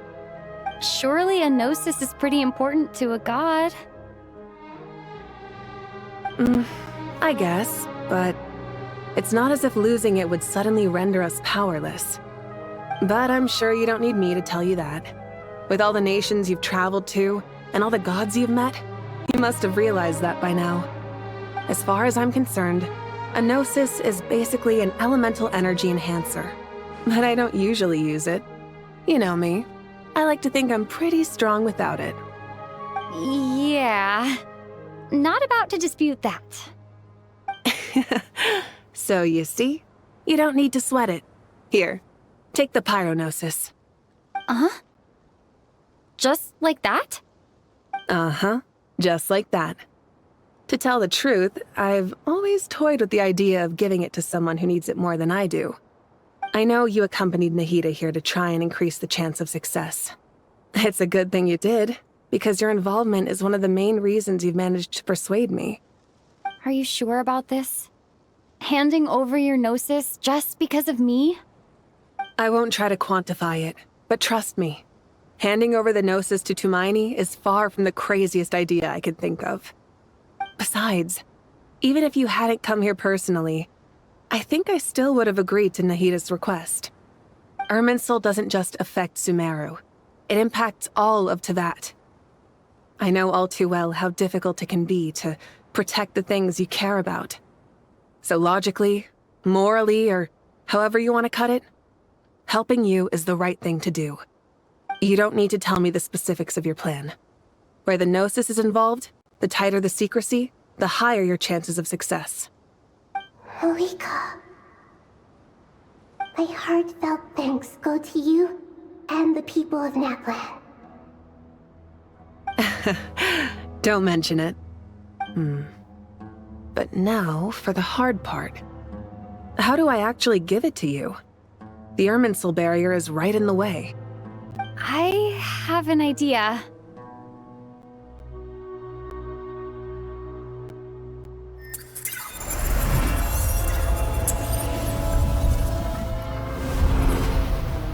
Just as I thought. Incredible. What did you do? Just made a lucky guess. This seems to happen quite a lot. Things that apply to everyone else don't seem to apply to me. I figured the same might be true here. Irminsul usually produces effects based on the records it holds. Since the Traveler is a descender, Irminsul contains no records of her, and thus has no way to impede her. Is that right?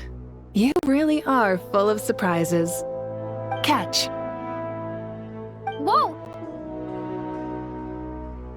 Thank you, Moika. Thank you for trusting us with something so important. All right. No need to get so formal. It's not like we're strangers. Besides, there's still one problem. You might be able to pass through the barrier, but I don't know about the Gnosis. Any other surprises for us, Traveler? Let me try something. I have the Pyrognosis in my hand.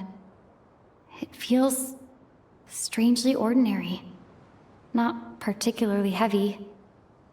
And yet, this tiny thing symbolizes the mighty authority of a god. I need to think hard about my memories of Pyro. My memories of journeying through Natlan. All those important experiences I've had. The Gnosis disappeared. Traveler, are you alright? I'm fine. The Pyrognosis disappeared into my body, just like phlogiston. Maybe it resonates with you because you've mastered the power of phlogiston. You might not be recorded in the ley lines, but you're still our Tumaini. Whew.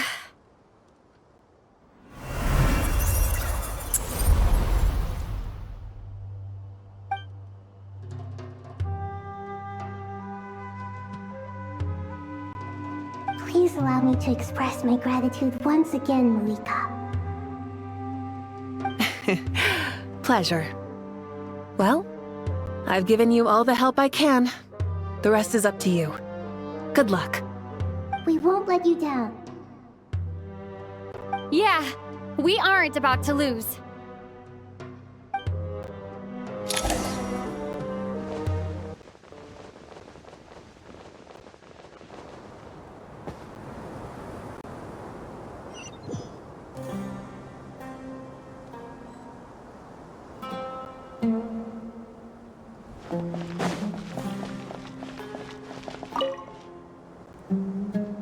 Traveler, Paimon, how are you feeling? Paimon's a teensy bit nervous, but only a teeny tiny bit. Seems like she's gotten way braver over the last few years, huh? Of course. After all the adventures you've had with the Traveler, I'm sure you've gained a lot of experience and grown as a person. I'm doing all right.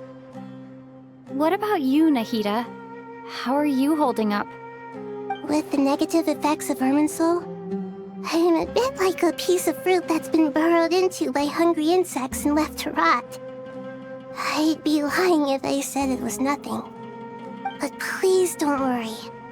We all know what we're getting into, and we've prepared as well as we can. I believe in everyone. I believe in you. And I believe in myself. Stoking the fire inside oneself is certainly one way to live, but knowing when to rely on one's companions is also a form of great wisdom. I've been quietly learning little things from everyone, like plucking tufts of fur from a sumpter beast. Me too. With the constant traveling, I'm always learning and growing. That's the journey of life. I think there's someone else here who would share that sentiment. Don't worry about what I think.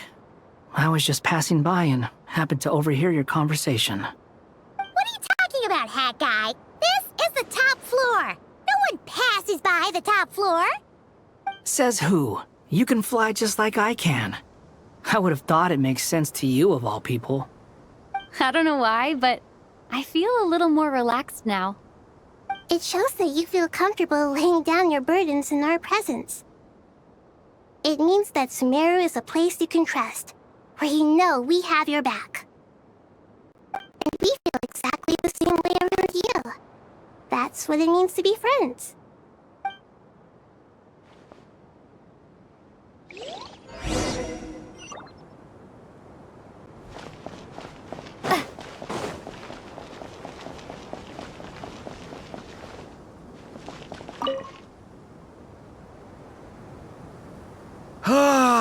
It's finally done.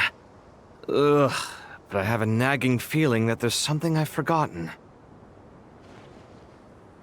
Oh, there you are. Everything wrapped up on your end?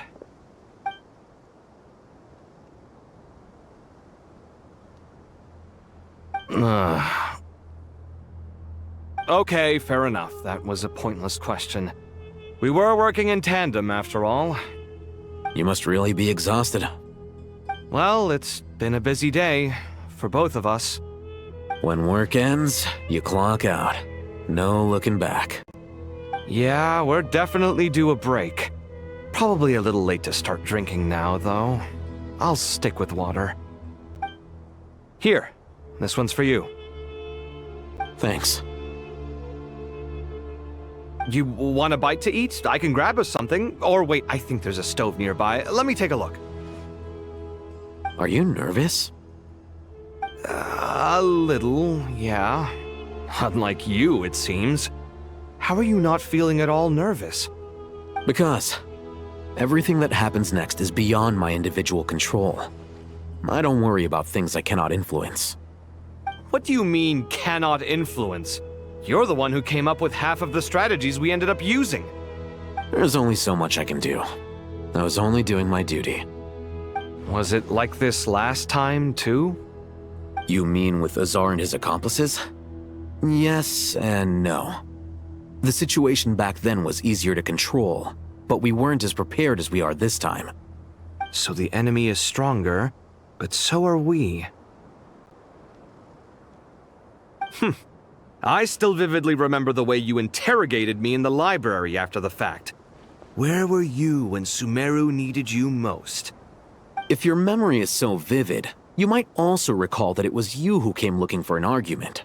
You're often the one who initiates these things, you know. I came for a conversation! I didn't know it was gonna turn into an argument! Anyway, at least I showed up this time. So, what do you think?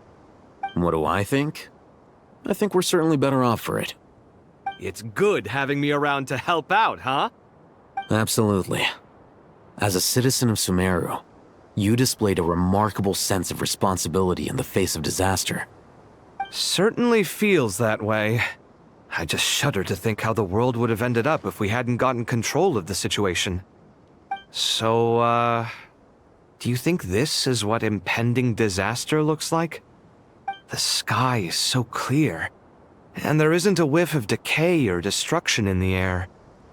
It's hard to imagine that the fall of humanity could happen on an ordinary day like this. Awful things happen all the time. Sometimes people can stop them, and sometimes they can't. What you and I have done is increase our chances of stopping this one. Lofty ideals may provide no defense at all against nihilism, but perhaps little decisions can. Oh, nothing. It's nothing. I hope everything works out tomorrow. It will. As long as we stick to the plan, our chances of success are good.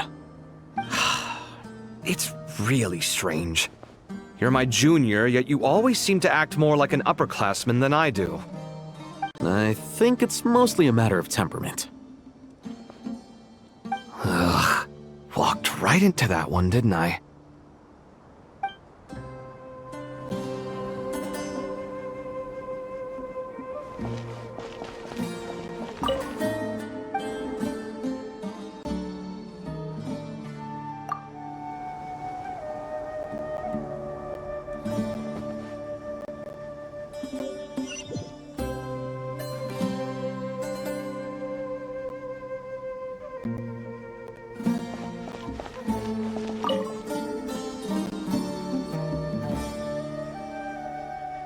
We'll make our move after sunrise tomorrow.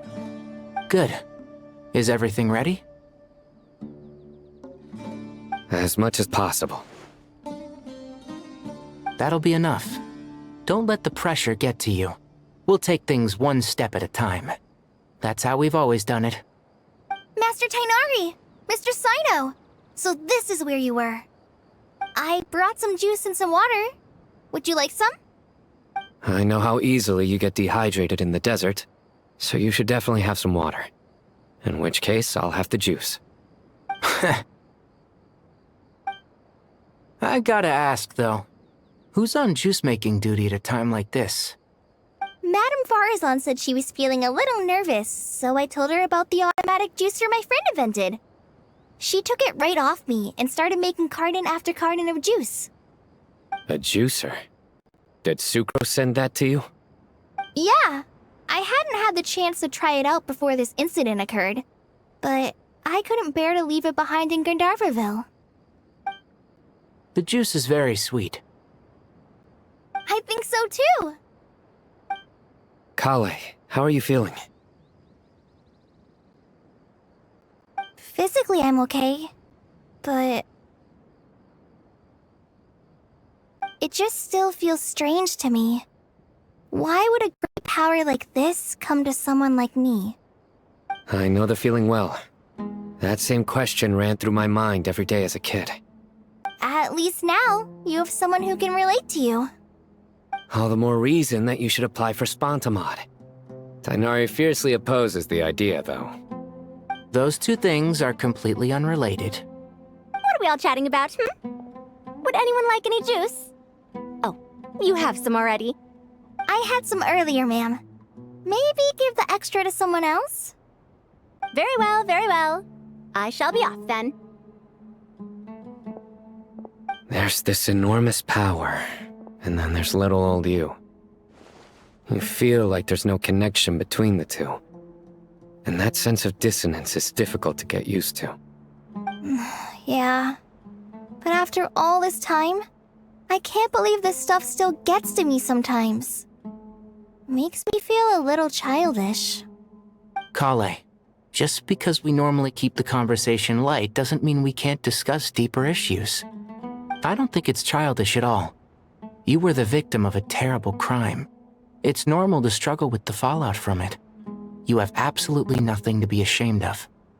My professor once told me that no incident can be considered truly resolved until the victim says it's over. Your rage and your pain are completely justified. Thanks. Miss Nicole said that the same god remains which were once used to inflict so much pain upon me have now become a weapon with which I can protect everyone. It's like my own personal kind of evolution. Every innocent person who's been hurt needs time to realize that it wasn't their fault. I was the same. But it's all about to be over. Tomorrow, it ends for good. I don't know if you've noticed, but you rarely stumble over your words anymore, and your outlook has become much more positive. It's a big change from how you used to be. And since this isn't over, you can settle the matter on your own terms. It's time you seized back control. I believe in you. Yeah. Sumero is my home. And it's so important to me. I have to protect it. No. I will protect it. And once you're done, How about you come back and apply for Spontamod? Stop it with the sales pitch, would you? Hey, excuse me. There are still 3 unclaimed cups of juice here. Why don't you take one each? Ugh, my arms are getting sore from carrying them around everywhere. Madame Farazan, why are you... Here, let me take them off your hands. Thank you, Madame Farazan. Drink up and enjoy my handiwork. I think I'm going to make something else now instead. Please, try to relax, Madame Farazan. Your nerves are starting to get the better of you. I know, I know.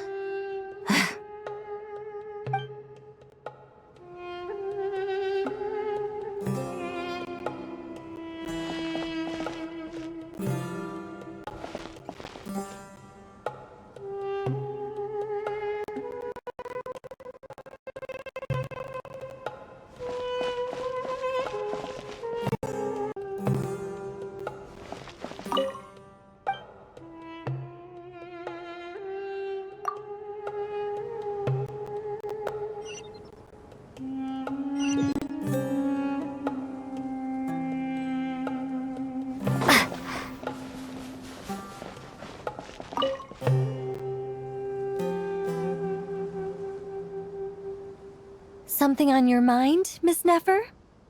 Nothing in particular. It's just... right now, the future feels strange and unfamiliar. But the future has not yet arrived. How can you say how it feels? Some people know that there's an impending disaster. Others remain blissfully unaware. Each group is imagining an entirely different future while walking towards the same one. But when they get there, they'll still find they feel differently about it. People are shaped by their circumstances. Different circumstances create people with different perspectives. I've always found the perspective of the Vahumana Darshan to be a particularly incisive one. Even at the height of the crisis in Nodcry, people held diverging opinions. But things are different this time. Indeed. Regardless of faith, gender, wealth, skin color, or eye color, everyone in Sumeru knows what will happen tomorrow. The world has never been an especially fair place. Yet now, against all odds, a moment of unprecedented unity and equality is about to take place. It's fascinating. If only my father could have lived to see this era. Era. To me, that term represents a much greater span of time. It can be an unsettling word. I would even say I'm afraid of it. Do angels even feel fear? Yes, at least I do. I fear the gap that grows wider with each passing day, and the never-ending flow of time. Time renders all memories insignificant, and reduces all splendor to nothing. But those memories are the one thing I do not want to lose. You're very human in that regard. If angels draw too close to humanity, our wings burn away in the bright flame of awareness, and we fall to the earth. After spending so long among humans, I have lost much of my former glory. Maybe that's a good thing. You're more human than some humans are. I've been talking to Kale a lot in recent days. We seem to be in completely opposite situations. I suppose that makes us good case studies for comparison. Case studies for who? Myself, I suppose. After comparing the two of us, I suddenly discovered that I desired more than before. It was a gentle, pleasant sensation. Just as most people pursue glory and miracles, I too am pursuing miracles of my own. Guiding humans to make the miracles in their hearts a reality. That is my miracle. It doesn't sound so bad, does it?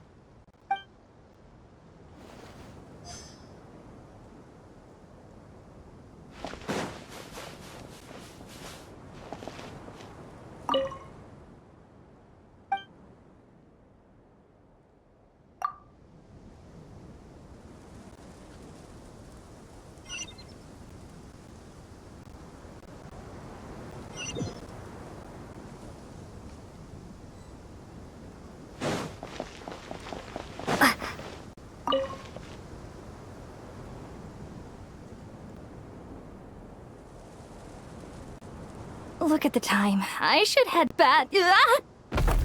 I'm so sorry. I was in a hurry and didn't look where I was going. Are you all right? I'm fine. Wait, you're... Have we met? Not exactly. I think we may have crossed paths by the house of Dana before. Oh. You're Hat Guy! From Vahumana, right? You recognize me? The clue's in the name, Mr. Hat Guy. Fair point. It's getting pretty late. What's keeping you up? I could ask you the same question. If I'm not mistaken, all the workload for the Ratawa Histarshan wrapped up a good while ago. Well, I have something of a background in Satyavada life, so I was helping the Dendro Archon make some preparations. But I must have lost track of time. Did you find the experience enlightening at all? Honestly, it was tedious and uneventful at first. But eventually, I think I did sense some profound truths. But they also brought a lot of suffering with them. I was told that I even shed tears while I was meditating, though I have no idea why. Sorry. I hope I'm not scaring you. Not at all. It just proves you're very accomplished in your research. Good night. I wish you all the best for tomorrow. Thank you, sir. You too.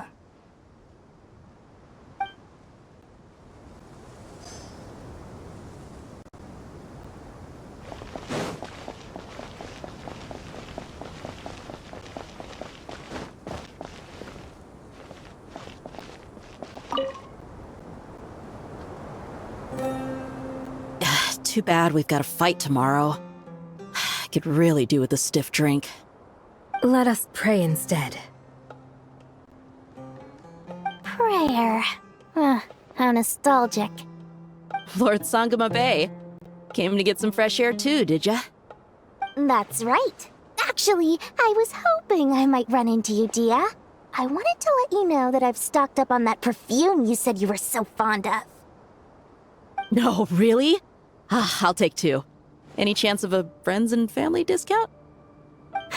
I knew you'd ask that. And I'm afraid to say that... Surprise! It's free of charge.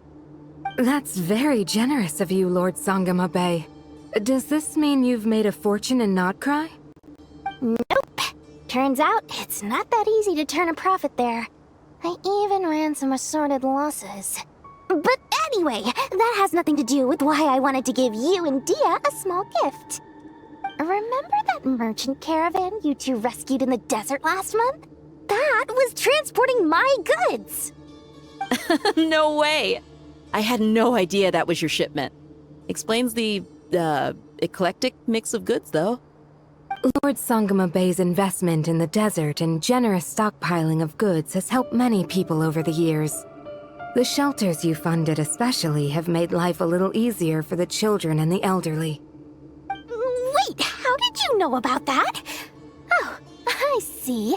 Nefer told you, didn't she? That pesky lady.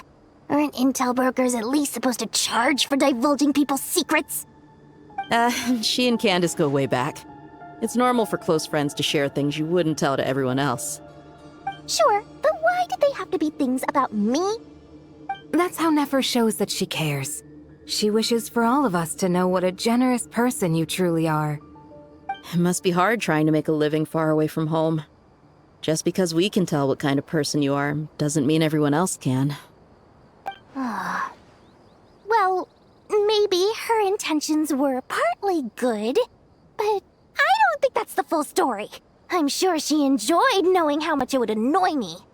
I'm telling you, Nefer's got a mean streak. Definitely with you on that. Does praying help you stay calm? Defending one's home is a just cause. My heart is filled with a mix of anger and hope. Anger. You know, being able to get angry is a good thing. It shows that you're in touch with the real world. and that you have the passion to pursue something you believe in. My lady, what are you doing out here? Just taking a walk to clear my head, and look where I ended up. Were you praying just now? Yes, Miss Dunyarzad. Would you like to join us? Come on, it's fine. She won't mind who you pray to. Oh, then sure. I remember you, Miss Dunyarzad. You visited my shop before. If I recall correctly, the god you worship is the Dendro Archon, correct? That's right. She is such a gentle and kind god. But to me, she's more than just a god I worship. I see her more as a friend. And so do many others. She's not some almighty god who reigns on high, but a genuine friend. Agreed. She's a wise teacher and a good friend. I spoke with several people during the evacuation. Everyone's aware that tomorrow's battle is one that ordinary people can join too. A battle to fight for our friends and our homeland. Oh, it makes me glad. I can finally do something for those who protected me. You've grown so much since we first met. Oh, a compliment? Ooh, more please. Thank you. My lady, you've always been a remarkably strong and ambitious person. It's indisputable. And that's not just a compliment. It's a statement of fact. What are you praying for? Our beliefs may not be entirely the same, but we both wish for the same thing. I pray that everyone will rise to the challenges ahead and return safe and sound. I pray for the safe return of all my companions.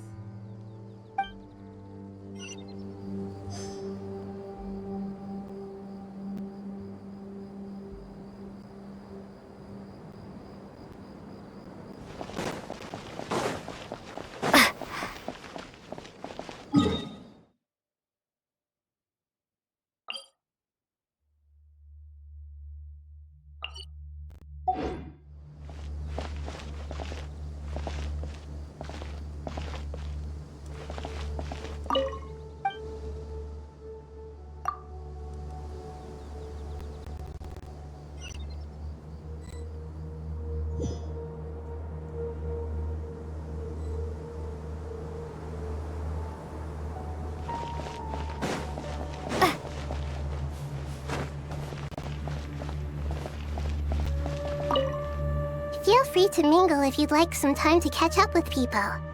Just remember to get a good night's sleep when you're done. Tomorrow is a very important day.